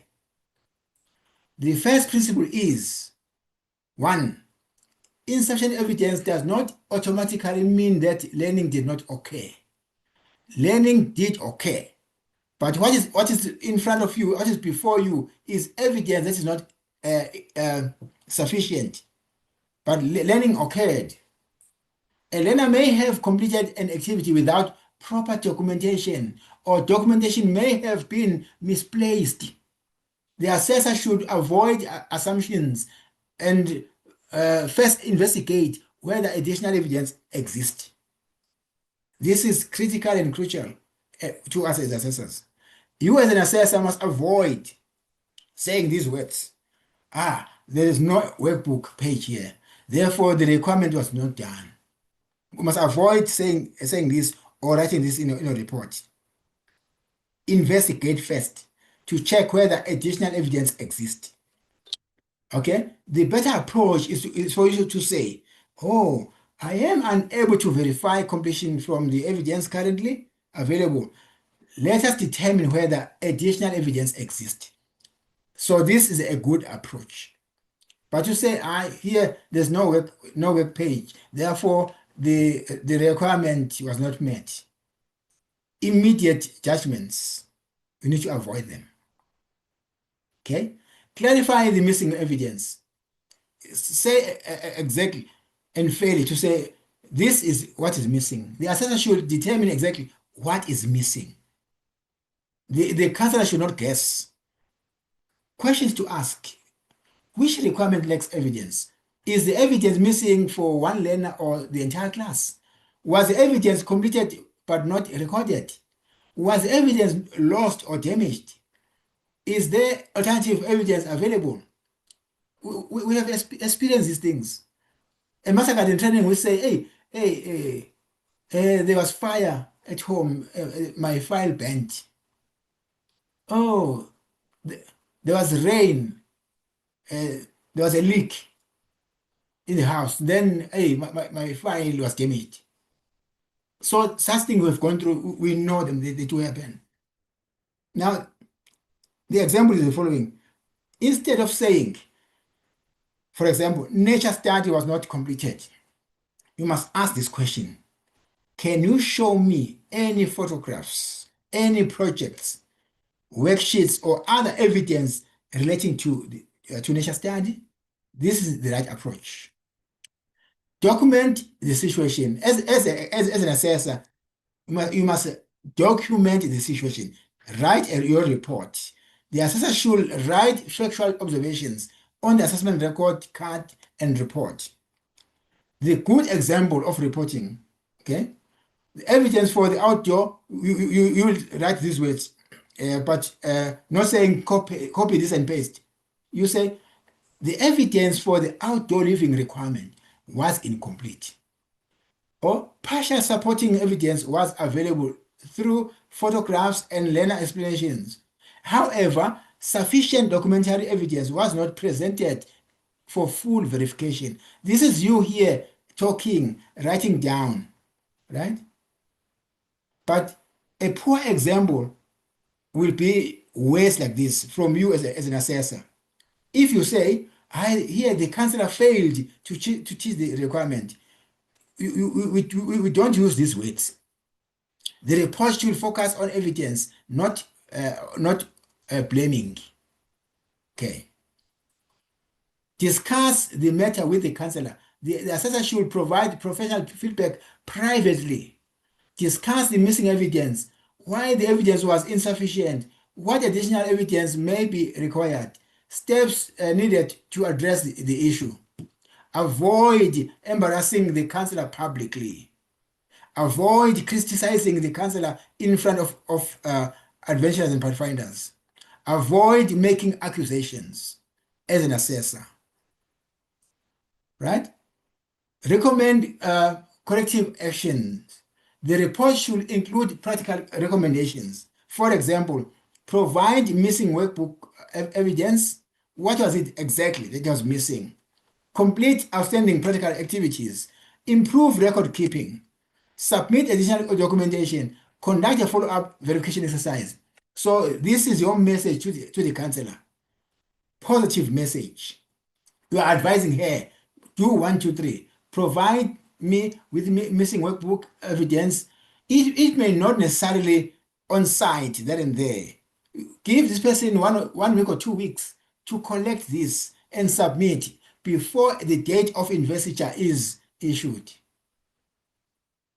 Okay? The example of recommendation, you're talking here, you say, it is therefore recommended that additional documentary evidence for the nature study component be submitted to the assessment coordinator before the investiture approval is considered.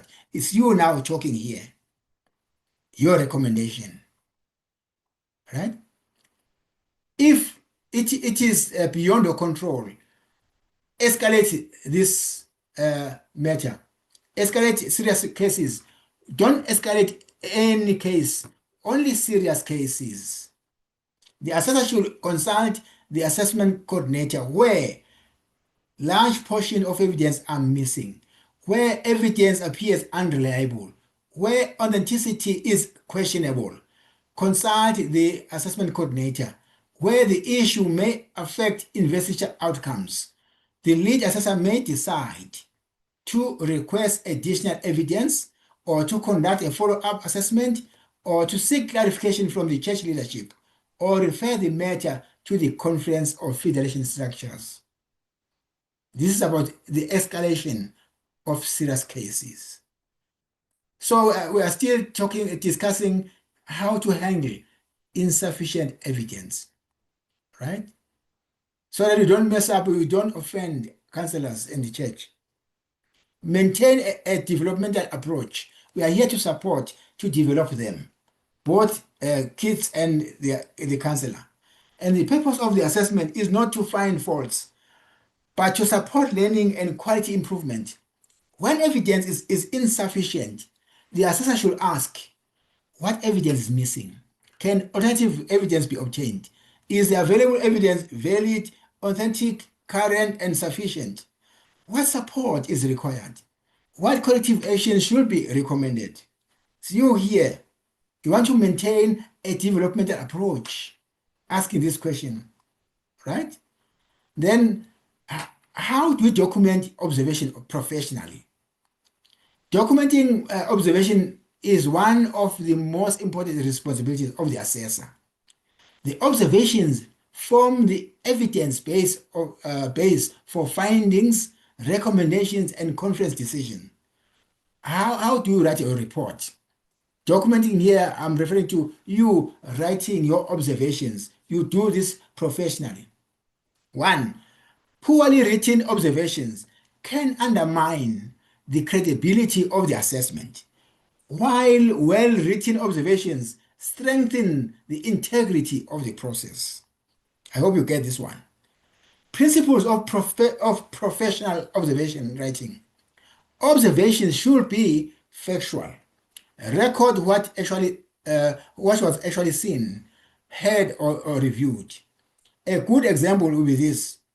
As you record, it's you here talking. You say, learners demonstrated the adventurer pledge and law from memory and provided explanation of their practical application. A poor example from you will be you saying, learners were excellent adventurers. You do not just throw blanket statement like this one. Learners are excellent adventurers. Whether this statement is positive or what, but we are discouraging assessors from writing such statements. You need to be specific, right? The first statement is based on observable evidence, and the second one is an opinion. If you say learners here or adventurers and performers are excellent, you are just giving an opinion, right? When you write your observation, be objective. Avoid personal feelings. Avoid assumptions or value judgments. A good example will be you here talking. You say, 3 learners were unable to provide evidence for the nature study requirement during the assessment session. It's you here, you are writing, you are talking. A good example. A poor example will be here, you saying, the learners did not take the nature study seriously. You don't put such statements in your report. Okay, observation should be specific. Provide sufficient detail to explain the observation. A good example will be this, you talking. You say, 8 of the 10 learners, you see, we are specific. 8 of the 10, or 8 out of 10, presented completed workbooks that were signed and dated by the counselor throughout the year. So that's a report. It's a good example, right? You are specific. This one is a poor example. If you write and say, workbooks were mostly complete, such statements we don't want in any report. Writing or documenting observation, you need to be specific. Okay? Observations should be evidence-based. Observations should always be linked to evidence reviewed. A good example, as you write your observation, as you write your report, is you here saying, you say, the evidence reviewed included workbooks, story charts, photographs, and learner demonstrations of note-taking skills. Wow, good.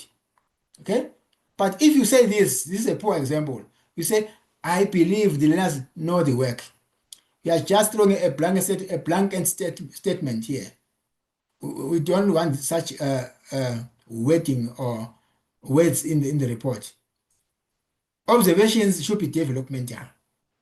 Okay? They should assist improvement rather than assign a blame. A good example, it should be you saying, documented evidence for the outdoor living component was limited. Additional supporting records would strengthen future assessments. You are writing a report. But a poor statement or a poor example will be this one. You say the counselor failed to prepare adequately. This statement is a poor statement in a report. We're not expecting such statement in any report from the assessor. Okay? Now I'm done with observations. right? We all know that learners are having various learning barriers. In any class, we will have a learner with visual impairment, which refers to a situation where the eye condition become a significant barrier, cannot read a small font. So during assessment or during teaching time, if this one cannot read small font, you must make sure you increase the font size when you give them assignment or work. Deafness and hard of hearing. This one refers to hearing which can be measured on a continuum of intensity, right? So physical barriers referring to impaired function in hands, legs, neck, arms may involve the inability to move the body parts. So learning disability referring to receiving or processing or expressing information. We may have these learners or adventures and pathfinders with these barriers during assessment, but the counselor will have given you detail about the class, okay? And you know how to accommodate this. Accommodation in assessment or during teaching and learning is important because our classes, we have a variety of learning abilities. Very important, right? Now, before I close this one, it's important also. What's my time now here? Oh, 20 past 8. Right. Documenting sensitive situation. How do you write your report? Let's now want to write your report on a very sensitive situation. For example, learners with learning barriers. Appropriate wording is important. The counselor indicated that 2 learners required additional learning support. Reasonable accommodation was provided during the assessment activities to facilitate participation. It's you here writing a report. So the words here are appropriate, right?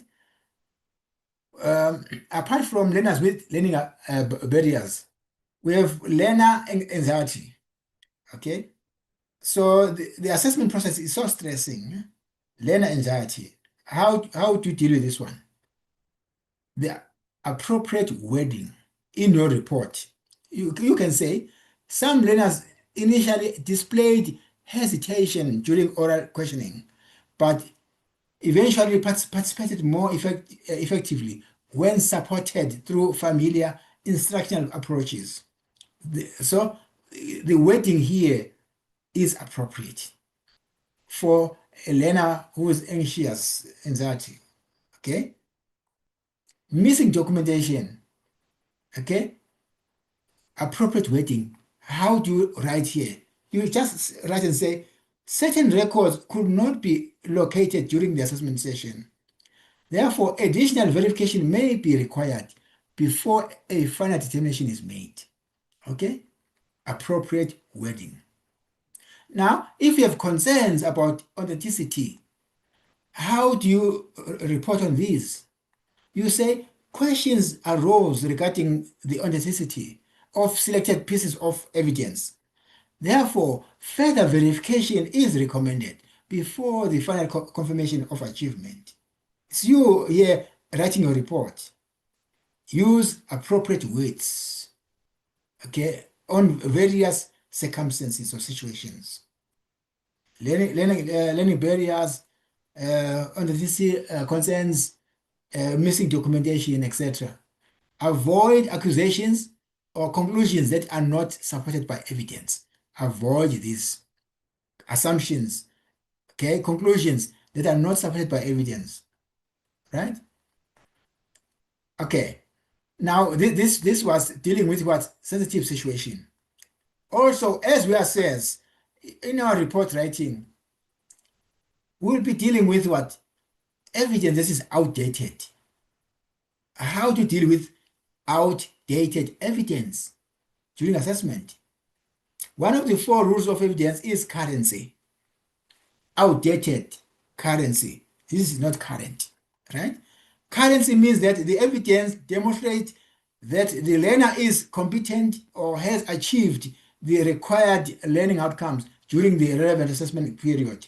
And evidence that is old, unrelated to the current class requirements, or no longer reflects the learner's current competence may not be sufficient for assessment purposes.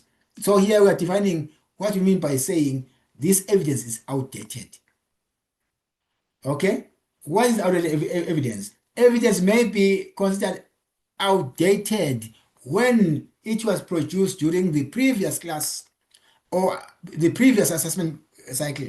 So this adventurer or this pathfinder is submitting work that was done in the previous class. So that evidence is outdated. It is not related to the current curriculum requirement. It is outdated. It is no longer it no longer demonstrates the learner's current knowledge or skills. It is outdated. Right? We need to be clear with these concepts. Okay? Very important. So that when you assess, you know exactly what you are looking for. It was completed so long ago that current competence cannot be verified. It is outdated. Right? Potentially current evidence. A workbook completed during the current adventurer year, it is current. Okay. A project completed as part of the current class requirement, that project is current. A recent demonstration of a required skill is current because it was done now. It is recent, it's current. Right? Then potentially outdated evidence is the following. An owner completed several years ago with no evidence of continued competence, outdated. A project completed during a previous class level and resubmitted for the current year, it is outdated. Don't accept it, it is outdated. Photographs from an activity with no indication of when the activity occurred. These pictures are here. It's outdated. Right? We need to know this. When to say this evidence is current, this is outdated. Right. Now, verify the date of the evidence. Before concluding that the evidence is outdated, the assessor should establish when was the evidence produced, which curriculum requirement does it address, was it completed during the current assessment cycle? Can the learner still demonstrate the associated knowledge or skills? How do you check this to verify? We have the following sources of verification. The workbook is there with dates, counselor signatures, class registers are there, lesson plans are there, certificates and awards there, photographs with dates. These are the sources of verification if you want to check if the evidence is current or outdated. Attendance registers, we need to encourage counselors to take, for all our progressive classes, there should be an attendance register taken. This will help you when the parents come to say, let's say the learner was absent for the whole semester. Now the parent is coming to fight with you to claim that the child attended classes and it must be assessed and be invested. Sometimes we do have these conflicts between a parent and a counselor, parent and assessors. This child must be invested. He attended. But if you have the attendance register as your evidence, it will back you up. Very important. Right. Okay. Seek current supporting evidence. Outdated evidence should not automatically be rejected. Very important. If you see that this evidence is outdated, you cannot just automatically reject it. No, don't do that. Instead, the assessor should determine whether current evidence can support or validate it. It is here outdated. Check if you can validate it, or any evidence that is current can support it. Right? That's how we deal with outdated evidence. For example, a learner presents an old camping skill project. Right? And the assessor may ask the learner to explain the activity. Why are you doing this now? You want to do what? Want to validate this outdated evidence by asking the learner to explain the activity. Request a practical demonstration. Why are you doing this as an assessor? You want to validate this outdated evidence. Review more recent supporting evidence to validate this one, right? Obtain confirmation from the counselor, right? You are busy here validating this. You are not just outright rejecting this evidence. Validate it where possible. This will help you to establish whether the learner still possesses the required competence, right? This evidence is outdated, but check with the adventurer, check with the pathfinder if he or she can do some demonstration to validate this evidence you see as old. I think this point is very important, right? Gather supplementary evidence. Where documentary evidence appears outdated, supplementary evidence may be used. Don't go and say, hey, this class did not have current evidence. Everything was outdated. And then you go away without validating this evidence. The example of doing a supplementary evidence as discussed, you check with the adventurer or pathfinder, oral questioning, practical demonstration, presentations, the counselor is there to explain. Then additional portfolio evidence is there also. We want to validate this one. Then the example of observation will be this one. The work activity was completed during the previous term, but current competence was subsequently verified through oral questioning and practical demonstration. Now, it's you here writing your report about this outdated evidence. You are saying the workbook activity was completed during a previous term, okay? However, current competence was subsequently verified through oral questioning and practical demonstration. It was you here validating this thing, right? Record decision professional, have your records. The assessor should document findings factually. A good example of a statement you can provide. You say, evidence relating to the outdoor living component was dated and could not on its own verify current competence. Therefore, additional oral and practical evidence was reviewed before the judgment was made. This is your report. We continue to say documented evidence was available. However, the dates indicated that portions of the work were completed during an earlier assessment cycle. And further verification was undertaken through learner demonstration to validate this thing. Avoid writing these words. The evidence is too old and therefore unacceptable. Don't write these words. Avoid writing words like, I do not trust this evidence.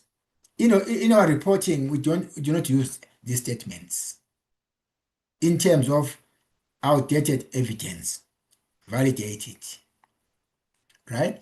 As we conclude, it is important to remember that junior youth ministries assessment is not an examination, but a ministry of affirmation, verification, and growth. The assessor's role is not to pass or fail children, but to gather valid, authentic, current, and sufficient evidence that learning, spiritual development, and skill acquisition have taken place, right? Throughout the assessment process, the assessor works collaboratively with counselors, children, church leadership, and conference structures or federation structures to uphold the integrity of assessment while supporting every child's journey towards investiture. Professionalism, fairness, objectivity, respect, and child-centered practice must guide every interaction, observation, judgment, and recommendation. All guided by what? Professionalism, fairness, and objectivity, right? In conclusion, this is my last slide. We are saying now, a successful assessment is one which children are given opportunities to demonstrate what they have learned. Such an assessment is successful. Is the one in which counselors are supported and affirmed in their ministry. A successful assessment is the one in which evidence is carefully reviewed and documented. A successful assessment is the one in which strengths are celebrated and improvement areas are identified. If we have such an assessment, that this one is the one successful. A successful assessment is the one in which decisions are based on evidence rather than on opinion. Okay? The integrity of the Adventure and Pathfinder program is protected. Then this assessment is successful. Ultimately, assessment is about helping children to grow spiritually, mentally, physically, and socially while preparing them for a life of service to God and humanity. I thank you. God bless you. Amen. Wow. Thank you so much, Dokotela. This was such an explicit, loaded presentation. Very clear, very much clear. And I think everyone who is here is now ready to go and assess and is able to do justice. And eventually, everyone, the children, the counselors, the assessor, I believe at the end of the entire assessment process, we will all be happy. We will all be happy. So thank you so much. I'm going to take some questions. I'll take some questions. Maybe before I go there, I see a few comments. What a blessed, powerful presentation. May God bless you. Ufunda kupheli. Well articulated. My doctor be blessed. Yes. No, the presentation was very much powerful and you actually took your time. Thank you so much. And I believe you also took your time as you were preparing this presentation because you covered each and every area. I don't know if when we live here and we say we are still not sure, sabe sitting, but let me take the hands. I see Nonhlanhla. May you kindly unmute. I'll take Nonhlanhla after that training facilitator. I'm not so sure. Nonhlanhla, unmute. Mbeu Dlamini. It's not Dlamini. We were using the Sure. same gadget. Good evening. I think I've got 3 to 4 questions. The first one, thank you so much, Doc, for a powerful presentation. We learn every day as adventurers. You said the TOC has got a final say regarding the investiture program. But now, what do we do in a case where the church or the director requests the assessment date and tell you which date they want for the investiture? That's the first one. The second one is what do we do in a case where we go and assess the club and then the counselor is failing to ask questions to the learners? Then the third one, most of the time when we go and assess, you find that the child said, okay, I did this honor last year. And I don't know, my opinion is I think we have more than 300 and something honors in the pathfindering. So if the counselor said, no, they did this last year, but is providing the worksheet of the previous year, is it correct as an assessor to accept that honor in the new year or in the new class? And then, yeah, thank you. That's my questions. Dokotela, I can take another hand. I think these ones, can you go through these ones, please? Thank you. Okay, thank you so much. Thank you so much for these questions. Right. The first one, the councillor or the club director is proposing a date for investiture. Here, we do take proposals from local church. The proposal is, remember, we said the federation is the one managing assessment and investitures of adventurers and pathfinders. Then it will be upon the federation structure or leadership to accept the proposed date.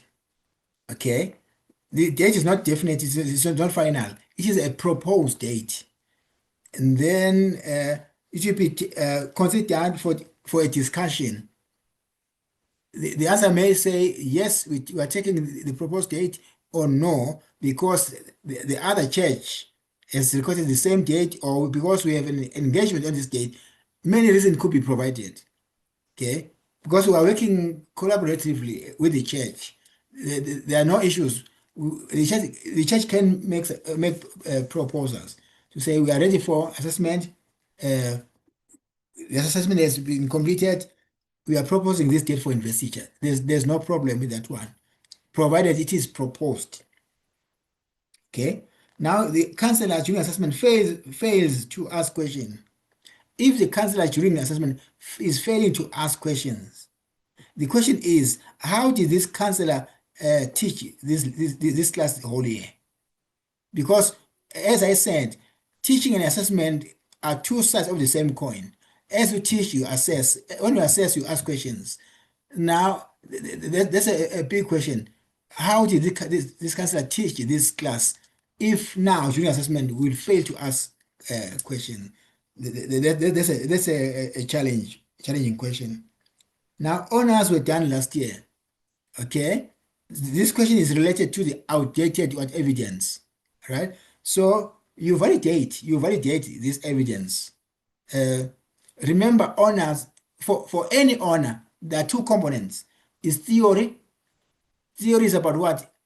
Providing answers to those questions of the honor. The second component is about what? Practical component, demonstrations. You can check the adventurer or the pathfinder to do some demonstrations for you to validate this evidence that was done last year, rather than you just rejecting it outright. Validate it first through oral questioning or demonstration. Yes, you remember me talking about validating outdated evidence, right? Right. I'm not sure if I've covered all the questions.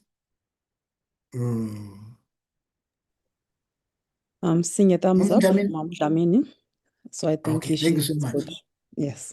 Thank you so much. I'll take the hand of training facilitator. Kindly unmute.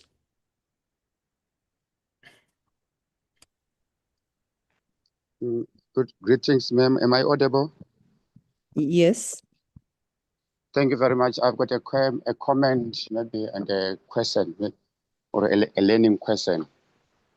Right, on the issue where we were addressing the issues that are not assessment issues, I'm sure the president is here and the executive members.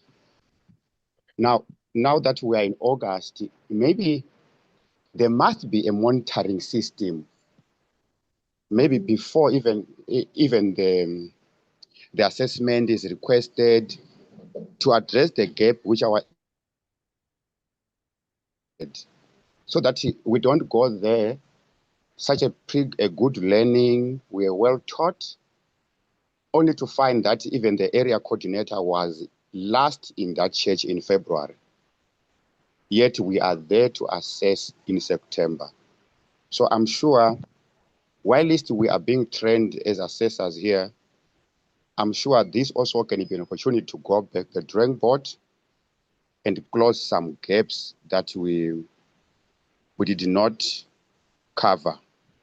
Then my question, Doctor, is specifically on the day we have arrived at Church X, because this meeting, I think, is very important, and we will not get opportunity to ask other questions.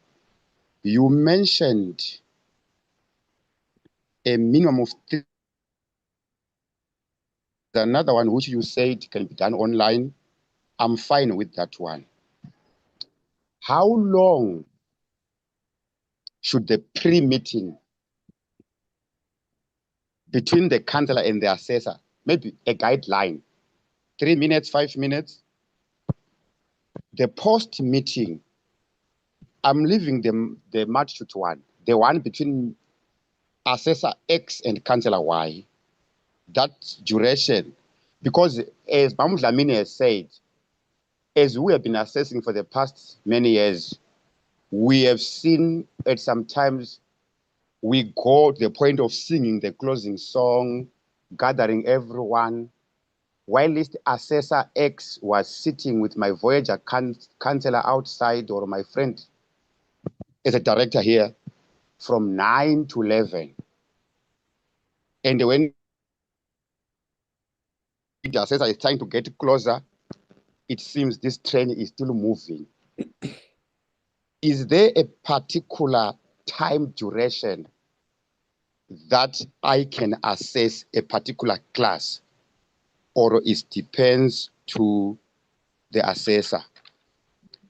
Then my last question, Doctor, I'm sitting here. I'm actually carrying a Voyager book in front of me. This year I'm teaching Voyager. Right.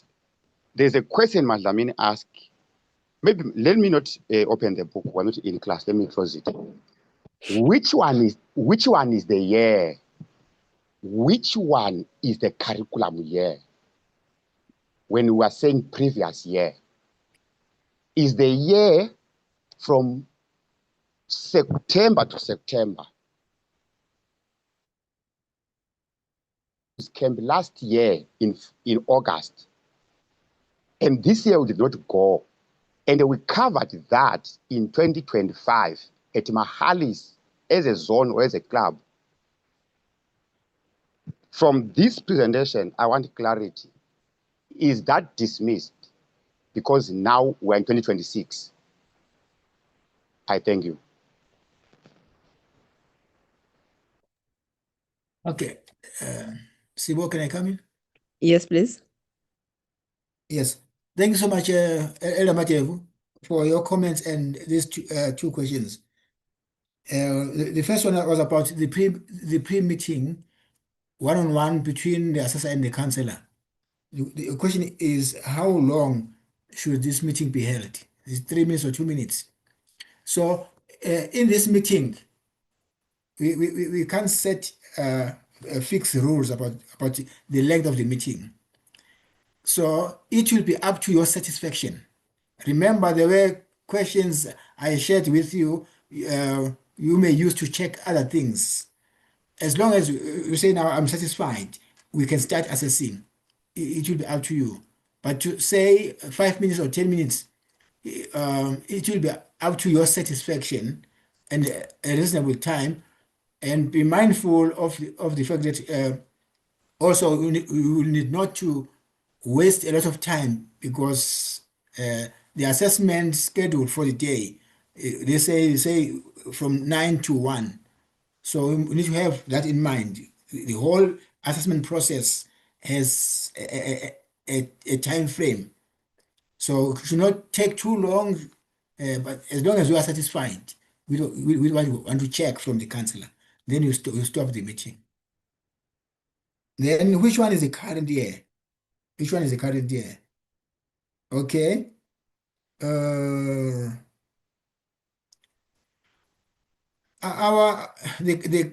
curriculum for workbook is, I'm using this year. It's not dated 2026. Okay, as a counselor, I'll be using the same for next year class. I won't date it 2027, but the evidence is there in the children's work. the evidence will be signatures and dates. The date will tell you exactly, okay, this thing was done in 2026, this was done in 2024. That is the evidence. As you say, when a child submits a 2023 work, the date will tell you this work is old, but now submitted this year. Okay, so the curriculum year, they start from September to September. Yeah, I may not have a straight answer for that, but what I know, beginning of the year, we normally have an enlisting day, okay, or induction day. We normally do it January, February. That's why we start our work. Okay. But to say the years start from September to September, or October to what, um, at this stage, I don't have a precise answer to that one. Okay. I'm not sure if I left out other questions, Elder Devo. I see a thumbs up. I guess he's covered. Thank you so much. I'm going to please allow me to read a question from the chat so that I can try and cover the hands. For now, I'm going to number my hands. I've got Sydney, Amanda Munashe, Disable, Richmore, and then Richard. So I have 6 hands. Please keep your hands up. For now, I'm just going to read a question from the chat and then so that we can cover everyone. And then the question, it says, I have a question. Whose duty and responsibility is it to conduct a pre-assessment? Is it the assessors here or area coordinator? Okay. The pre-assessment is not a conference assessment. It's part of the continuous assessment. You remember my earlier slides. It is a federation. It is a federation assessment, or it can be a local church assessment. It's an internal assessment. So the club director or any in leadership there can organize assessors, not necessarily conference assessors. That's pre-assessment. Pre-assessment is there to prepare adventurers and pathfinders to prepare the work for what? For a summative assessment, for the assessment of learning when the conference assessors come. We may not necessarily bring in conference assessors for a pre-assessment. That one is internal, it is local church based or federation based.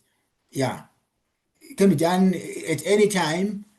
Yeah, we may not use the conference officials for a pre-assessment. That's how I can answer this question.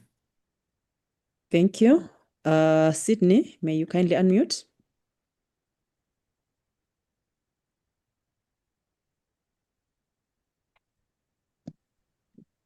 Thank you very much. Good evening, everyone. evening. Doctor, may I have this one question? All right.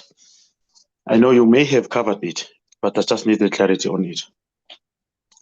Say a counselor was a friend counselor on a previous year, and this year as well, he or she may be a friend counselor again. Now comes the assessor's time and all that. Is the counselor allowed to bring the previous year's workbook as evidence? Of course, it was pinned, marked and pinned and all that. Not to be pinned again. However, I'm sorry, just to show that this is my workbook. This is the workbook I used because the curriculum may still be the same. So is that allowed? What is the assessor to do? Should he or she come across such a situation? Thank you very much. Okay. Thank you so much for this question. Yeah. Okay. The counselor needs to update his or her work, because this is the same class. I'm teaching this year and next year, and the curriculum has not changed. Okay, so mine, let's say I'm typing my work. I need to just update my ATP, my annual teaching plan, my lesson. I need to update. So for me as an assessor to see the dates of the previous year, it means this file was not updated. So it's easy for that counselor just to update the file, not necessarily to start afresh doing the ATP. The curriculum is still the same, okay? Right. He or she may change lesson plans because as teachers, we need to be innovative. You cannot approach the same topic the same way for so many times. Uh, Same topic I taught last year. I used this approach. Maybe this year I'm innovative enough. I'm using another approach. So the lesson plans may change, may change. But if you are going to submit lesson plans dated previously, everything's dated last year. Yeah, it means we are not growing as a counselor. There's a challenge there. So yours, my advice would be to say, update the file. Update the file. Thank you. Thank you, Sydney. I see a thumbs up from Sydney. I'm sure he's answered. Amanda, please unmute.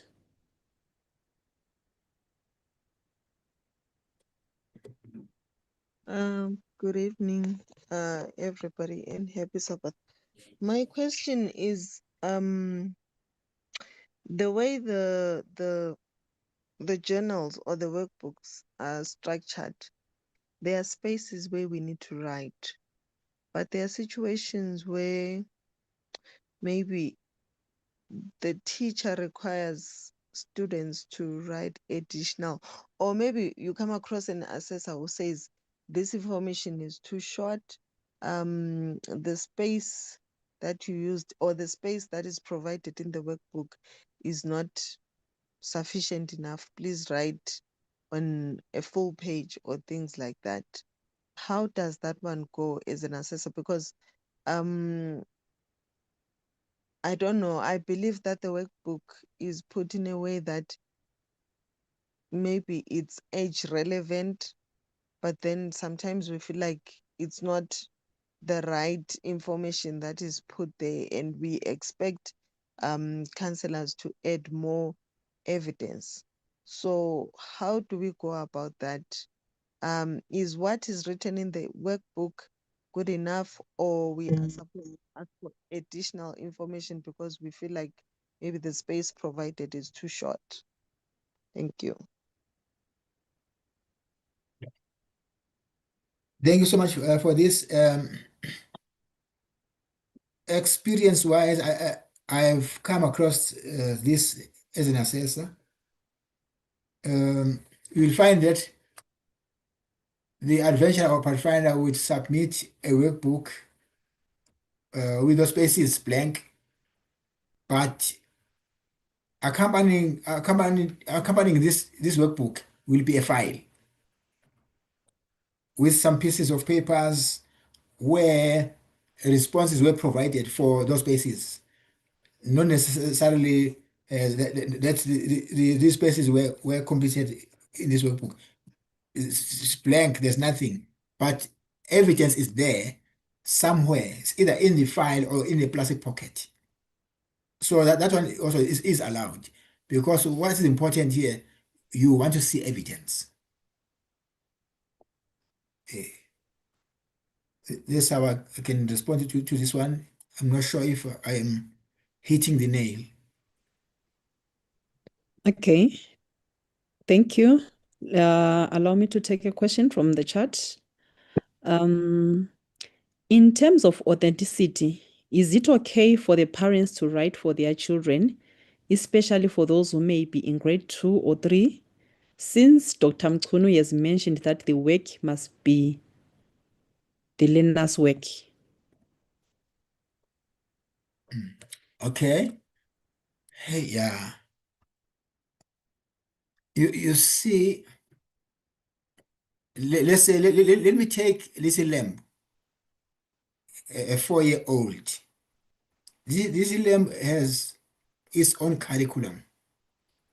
The designers of this curriculum, they knew that they are designing this for this age cohort or this age group. If the curriculum designer expects this child to write, the child must write. Okay, not the parent writing. Because if the parent writes now who are you assessing here? That's a question. Because want to assess the evidence of the candidate, not of the parent. Yeah. So each curriculum is age appropriate. So we expect adventurers and pathfinders to do the work by themselves. A parent can be there to guide, to support, gives any support. That one is correct. But for a parent to do the actual writing and then submit, that one is not authentic. Thank you. Thank you so much. Let me give Disable. Kindly unmute. Good evening. Good evening. I don't know if it's possible that a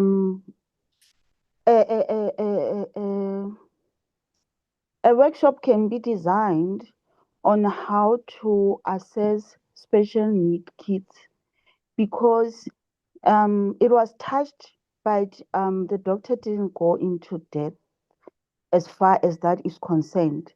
Like, for an example,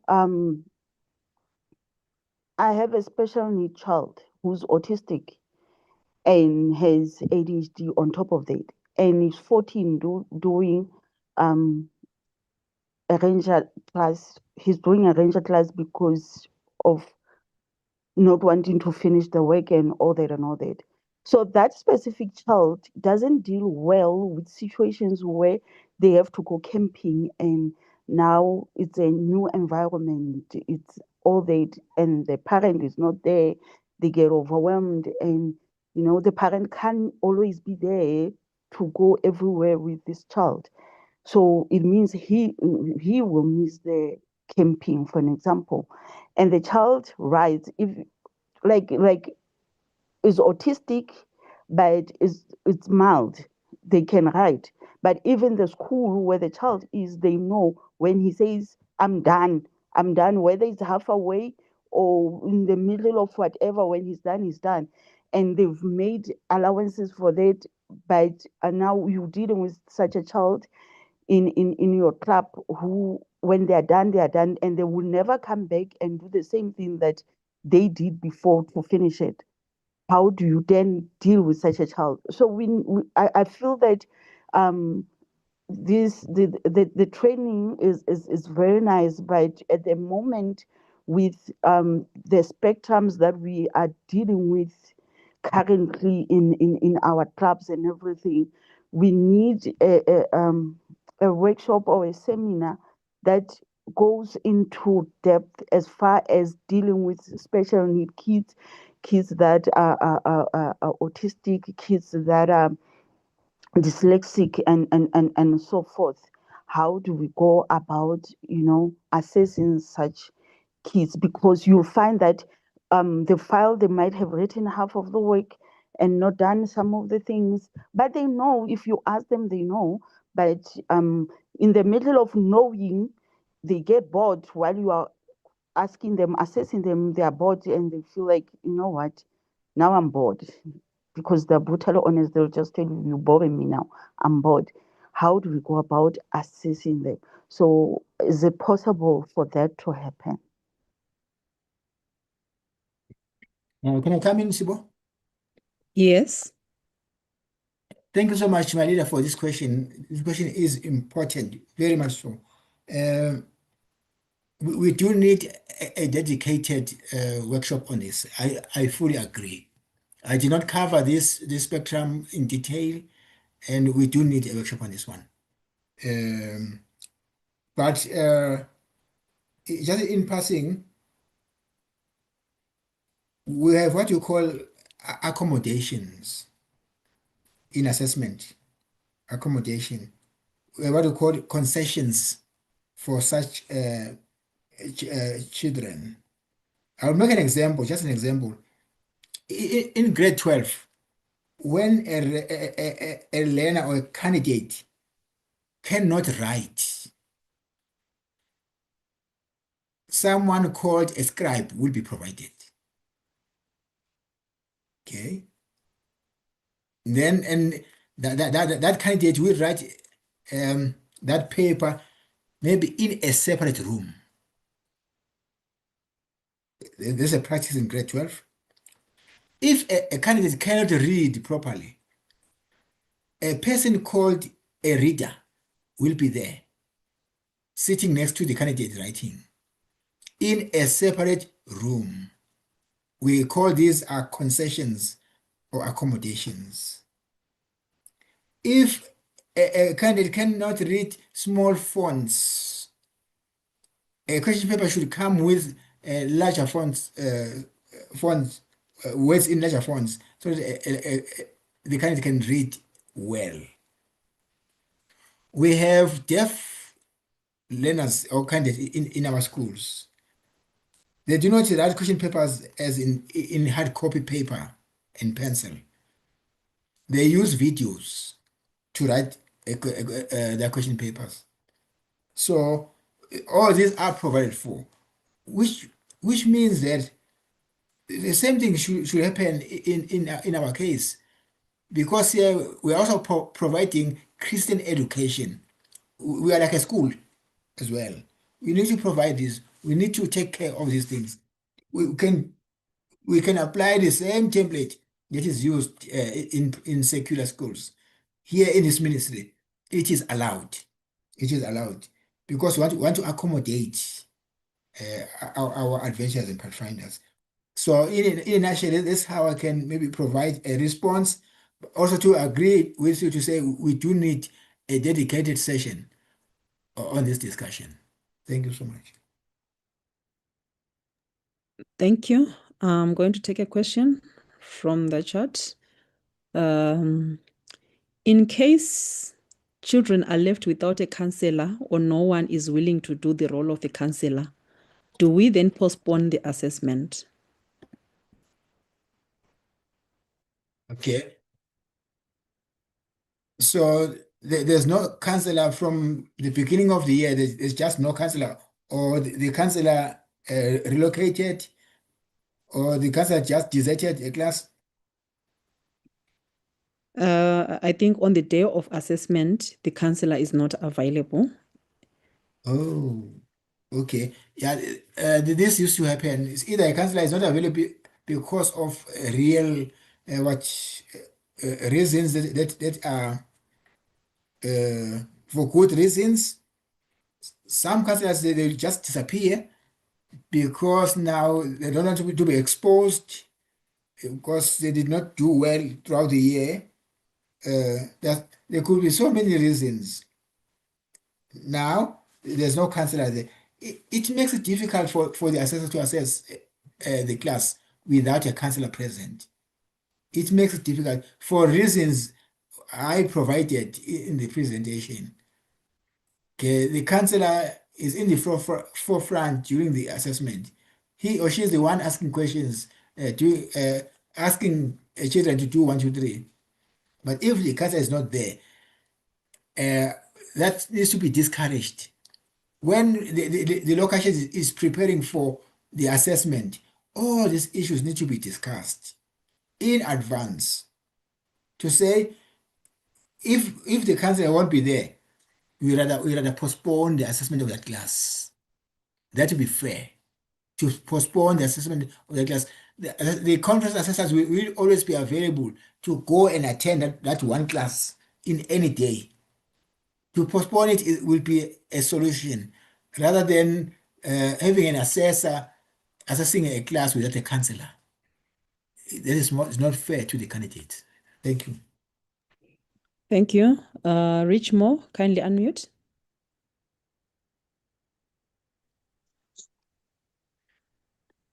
All right. Good evening, Saints. Thank you so much, Dr. Mtunu, for such a powerful presentation and very informative. Yes, we are learning. Mine is not a question, but a contribution after being opened my eyes, probably coming as a recommendation or a suggestion. You know, when I was sitting here learning, of course, as master guides, we are also counselors in our respective churches. We are teaching. But I think as much as us as master guide who are going to be assessors are learning such powerful information, I think also the counselor, as you have mentioned, Doc, that the counselor is the teacher and is the assessor. As teaching and assessment are two sides of one coin. They are supposed to actually be empowered more than us who goes one day and just assess and leave. So I think my recommendation would be that commit now, the assessment commit, I think they are supposed to go to their respective federation, empower the counselors so that as they will be teaching, they assess. They know what is it that they need to do when they are assessing, what is expected, and also be able to know what is coming when the federation or the conference is coming to assess, so that they are aware, they know even how to ask and how to assess and everything. So my recommendation is actually to say, let this kind of training also go to the ground, to the ground roots, so that they are aware and empowered. Thank you. Yeah, thank you so much. Just to come in quickly, what you are saying is important. This training we're doing here today, we are just touching on high level points. A federation has a right to organize an in-person or face-to-face training, okay, to address many issues practically. Federations should be encouraged to have what we call curriculum training, beginning of the year or somewhere during the year, curriculum training. This kind of training are very important. So we need to encourage them to do that. And lastly, in terms of assessing, we have been trained today, and we are going to have pre-assessment activities. We need to go there, attend those pre-assessment to apply, to practice what we have gained today through the pre-assessments. Though they're not conference-based, but it will assist us as new assessors to apply the information learned today during the pre-assessment. And for final assessment, if you go there as a new assessor, you need to assess under an experienced assessor, because it's your first time to assess. Don't just assess alone, assess under an experienced assessor. It will help you. Thank you so much. This was just my comment. Thank you. I'll ask Richard Masinga. Richard, may you kindly unmute and ask?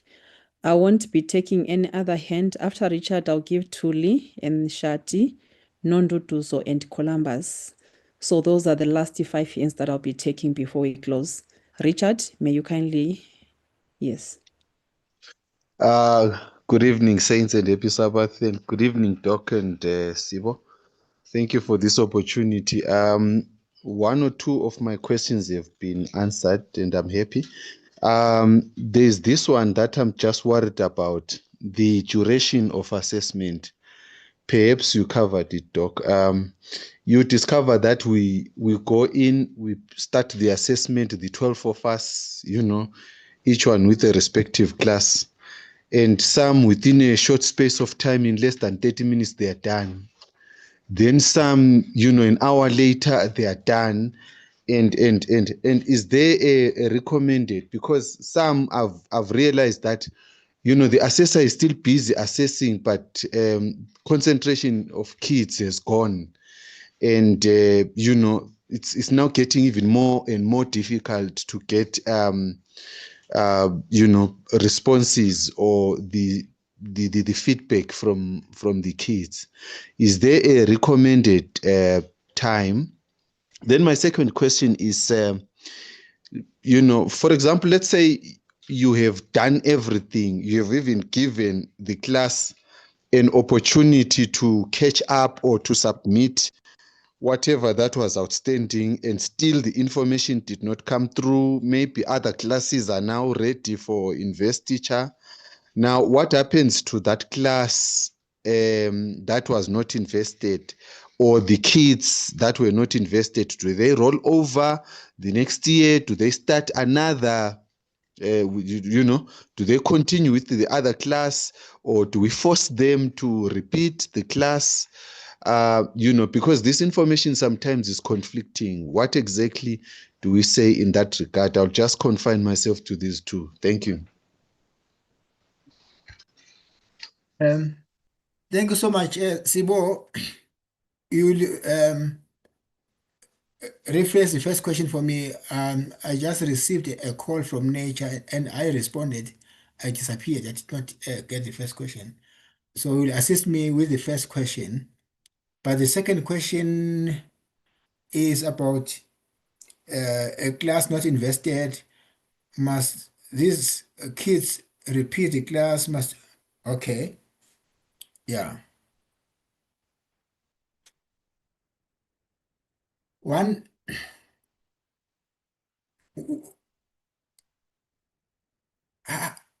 how do you admit adventures in Pathfinder to a class? The criteria is one. We use age to admit an adventurer or a Pathfinder to a particular class. It's age only. So no adventurer, no Pathfinder will repeat any class because we are using age. Okay, whether they are invested or not invested, they proceed to the next class. Let's say this adventurer or Pathfinder was in the class during assessment.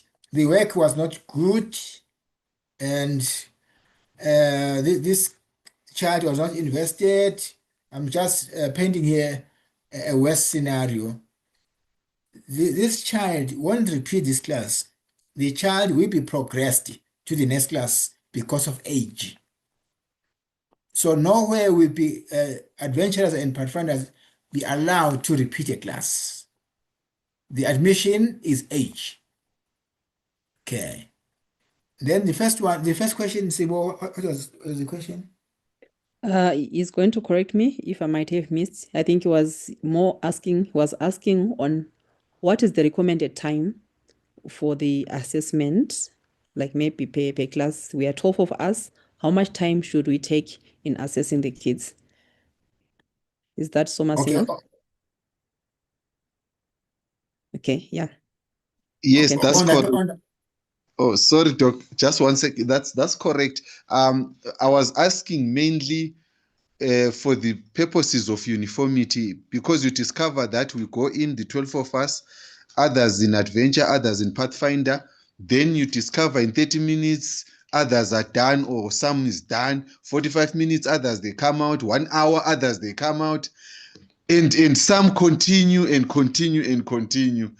Until you realize that in a class, as you walk around, some kids are now bored, some kids are now, the concentration is lost, but the assessment is still going on. The assessor is still probing and maybe trying to get as much information as possible. Is there any recommended time to say, maybe if we have exhausted 45 minutes, to say, okay, let's manage this 45 minutes? Thank you, Doc. Thank you so much. Thank you so much. This question has dependencies. That will depend, one, on the number of children in a particular class. If I'm assessing one child, let's say 1 or 2, compared to an assessor assessing, let's say 10 or 15 in one class. So time taken here will differ. That's one. The number of children, the number of adventurers or pathfinders in a particular class will be a factor in terms of time to be taken. 2, the time taken also will depend on the evidence available. Okay, you may be assessing 5 adventurers and someone assessing 10. If the one assessing 10 has evidence less than the one assessing 5, so the one assessing 5, because there's so much to look at, so much to check, submitted on that day, well, someone will take longer than the other. So there are many factors that can contribute to one assessor finishing first or one assessor taking a longer time. So now fixing time to say we need to finish at this time will be a challenge. But whatever we're doing should be reasonable. Should be reasonable. Yeah. So that's how I can respond to this question, because it has so many dependencies that are contributing to time being taken. Yeah, but there will be worst cases if we just take 20 minutes, we are done with 10 children. Then that will be a worst case scenario. Serious. Yeah. Okay, thank you. Time Tuli, should be reasonable. Yeah. Tuli, kindly unmute. Our time is running out. Kindly unmute and ask a question. Hello, Love, you unmuted. Yes, we can hear you. Oh, okay. Yes, greetings. Yeah, I just wanted to find out on the issue of there's one. The issue of whereby, let's say, I think maybe somebody has tackled it, the issue of the kids who have special needs. I've got a challenge whereby we are being told to say we should not segregate them, should rather put them in one class with the other kids who are 100% working. Now, where my challenge is coming in is to say, the kid with special needs, you find that the counselor spends more time on the kids with special needs because their attention is limited. So now that one comes in terms of saying you might end up taking a longer time to complete the assessment because it has been mixed with kids who are having special needs. So now, if we are to ask, is there a way of whereby maybe we can try to say kids with special needs are in that different class, and then able-bodied kids with their other class? Then the other one will say, no, we are segregating. That's number one. Then number two is on the issue of you get to a church, you find the counselor when the assessment starts. It seems as if there is nervousness that comes in. You find that they take time for them to settle, and then even when they interact with the kids, you see that there's no coordination whatsoever. So now, as an assessor, are we allowed, because I was hearing when you were presenting, you said, no, an assessor is not supposed to say anything, you're just supposed to watch and see what the counselor is doing. So now, if let's say you need an icebreaker, you make the kids to feel comfortable, is the assessor allowed to come in just come and try to assist the counselor to break the ice and make the kids be at ease and everything so that we can start on a good note. So are we allowed to to be part of the class, to ask questions and to seek clarity and stuff like that before the assessment class goes on? Thank you. Okay, thank you so much. Thank you so much. The first one is on special needs and segregation. It is a fact that special needs kids they need their attention. They need attention different from other kids. But I'm not sure in terms of using the word segregation. Making the example I made before, when these write grade 12, this candidate with a special need will be taken to a special room. Will write in a separate room. By so doing doesn't mean that you are segregating that candidate. We're just giving that person a special attention he or she deserves so that he or she will perform better in that environment. Yeah, yeah. So and then the next question is about breaking the ice as an assessor. So the presentation indicated that the assessor will intervene where necessary. Okay, you may find that there will be a situation that will require you to intervene. Okay, but you must not dominate as an assessor. The one in the forefront dominating is a counselor. If you want to break the ice, you must make sure we are breaking the ice indeed. Okay, thank you. Thank you. Columbus Chuma, you may unmute. Dr. Elder Chuma, please unmute and ask. Thank you, Prof. Sibo and Dr. Mkhono. It's always a pleasure listening to these well-articulated presentations. We appreciate taking your time to prepare this very moving and educating presentation. Thank you so much. And yeah, TOC is actually the golden standard. We are empowered here.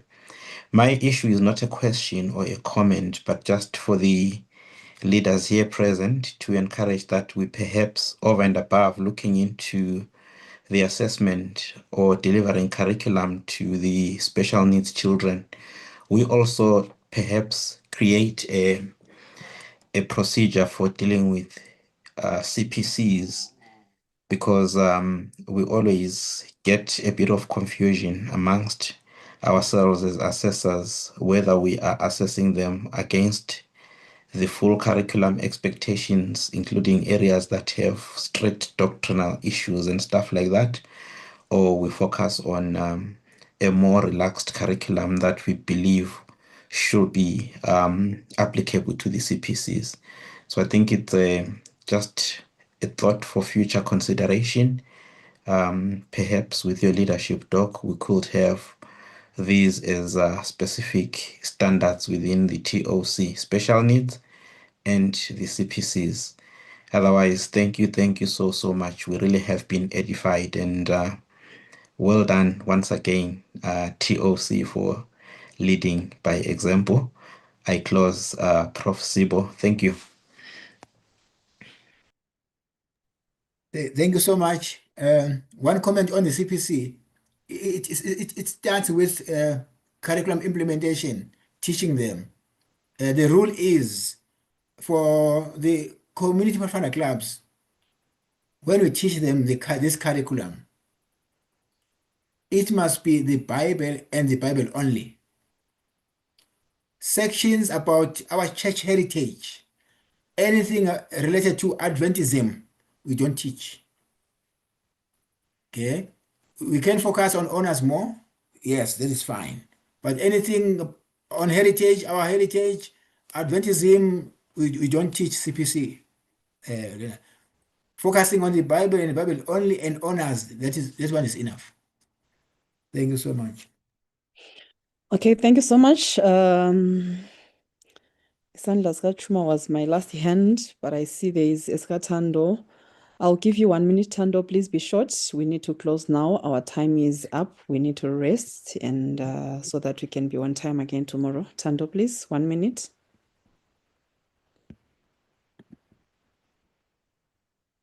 Unmute.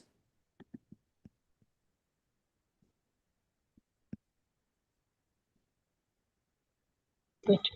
Unmute. Okay, you can go ahead, please. Yeah. All right. Hello. I just wanted to ask a simple question, nje, but it's become what I just wanted to ask you: are kids allowed to skip a class if it happens that they are attending an Adventist school, and in that school there is a achievement class that they are doing there, and you find which is doing the same class that is doing HH achievement classes. So are they exempted to they can skip a class so that they don't repeat the same class at church and the school? Are they allowed to skip a class if it, let's say he's in ranger class at his school, and when it comes to church, does he have to skip and do the next class, or he can still attend the same class with their age mates? Okay.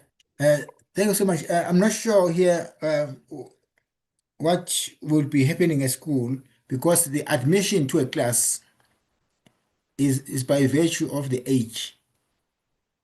If the admission at school is not the same as the one we are applying here in terms of age, let's say this child is 14 years old, is in Ranger, also at school is doing something. It means this child is getting more information this same year, 14 years, 2026, okay, is getting more information at his or her age level on the same curriculum.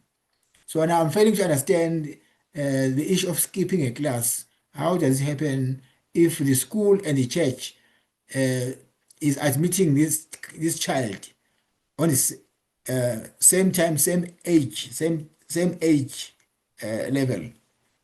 If I may put it like this, not unless if you can clarify what comes first here. I'm looking at the admission requirements of us in the school here admitting this child in terms of age. What's happening?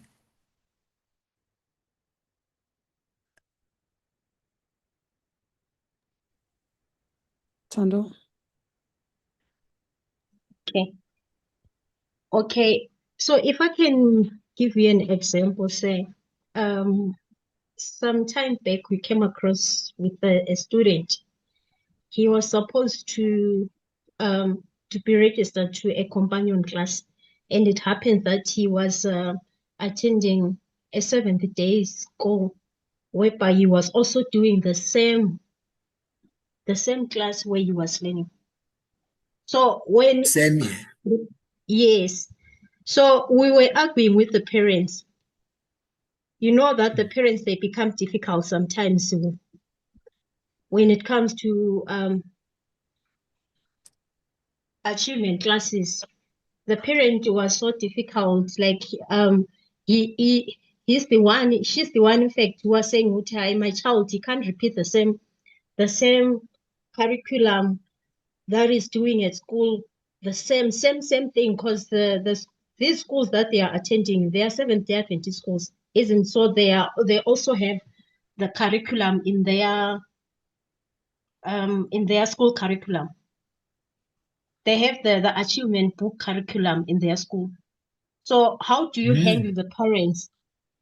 Oh, okay. I think this one is an issue of us maybe doing the same thing to one child. the church and school, we are teaching this child same year, same information. Because the school now is an Adventist school, also teaching this same curriculum, and also a church, this same child is attending the same curriculum. So we're doing the same thing to the same child. If the school is that school investing in candidates, do they pin them? Do they connect investitures?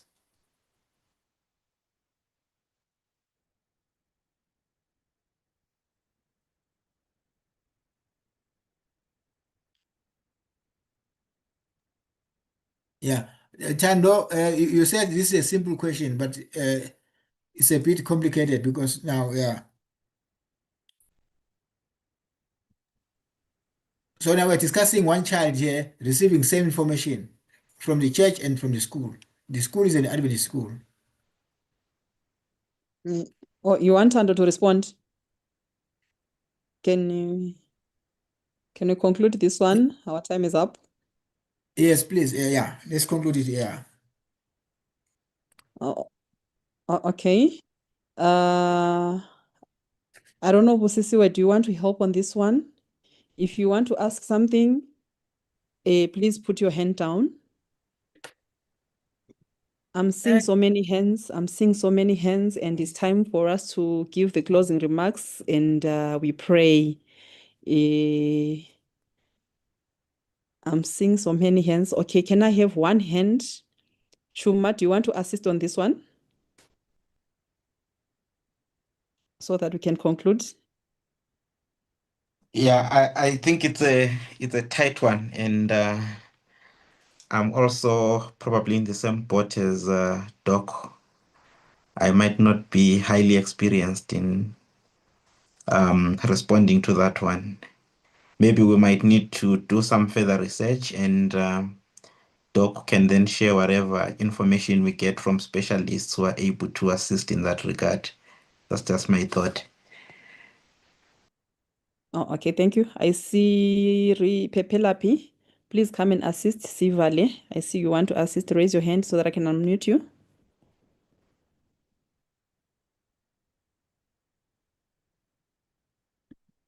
Yes, kindly unmute.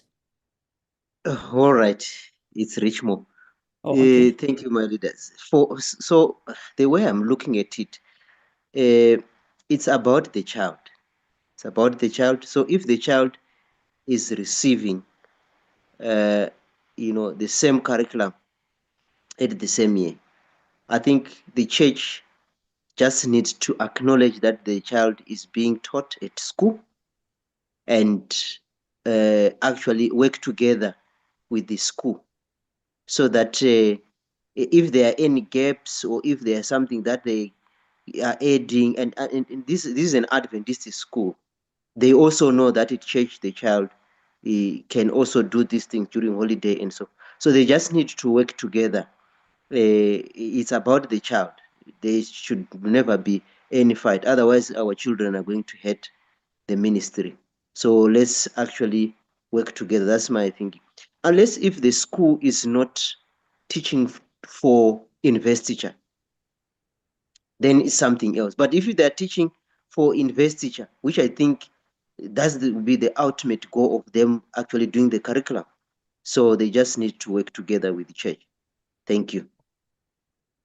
Correct. Thank you very much for closing that one for us. I'll give this time to Dr. Mkunu, our very presenter, to give us our closing remarks. He's our master guide coordinator. He's been driving this train from Monday, and today he took us through the assessor training. So I'm going to give him this time a minute or two to give us the closing remarks. Thank you so much, my leader. Mine is just to say, before I thank all leaders here, there was a question about the North Star on the church. The North Star not visible to us here in South Africa. How should you deal with that one in the curriculum? Okay, remember, this curriculum is developed from America. America is up north, we are south.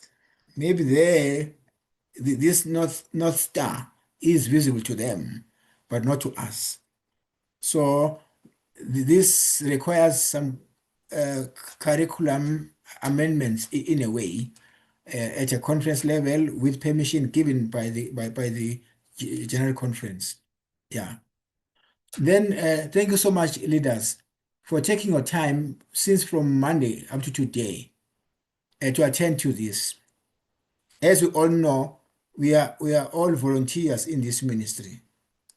We are not paid. We are we sacrifice and volunteer with everything for the benefit of our children, for the salvation of our children. Thank you so much for this opportunity. For those who attended the Massacre seminars, in terms of attendance recognition, they are going to get the attendance certificates to be included in their portfolio files. I'm referring to Massacre Training because we are here as mentors. For today's session, the assessors, each federation president, they know they are people, those who have been vetted to qualify to assess. Okay, and some of us here were not vetted, but we are on our way to prepare ourselves to be vetted. So this process is continuing. Don't be discouraged. You did a good thing by joining, just to listen and to get information on how assessment is done in the junior youth ministries. And thank you so much to all coordinators here for today, Sibo and Notando, for coordinating this program today, and other coordinators. And in a special thanks goes to my director, Pastor Kize, for allowing us to have this week with so many presentations and information overload. We do believe we all benefited. Thank you so much. I'm done. Thank you so much, Dogotela. I'm going to ask Anastasia Dube. May you kindly unmute and give us a closing prayer.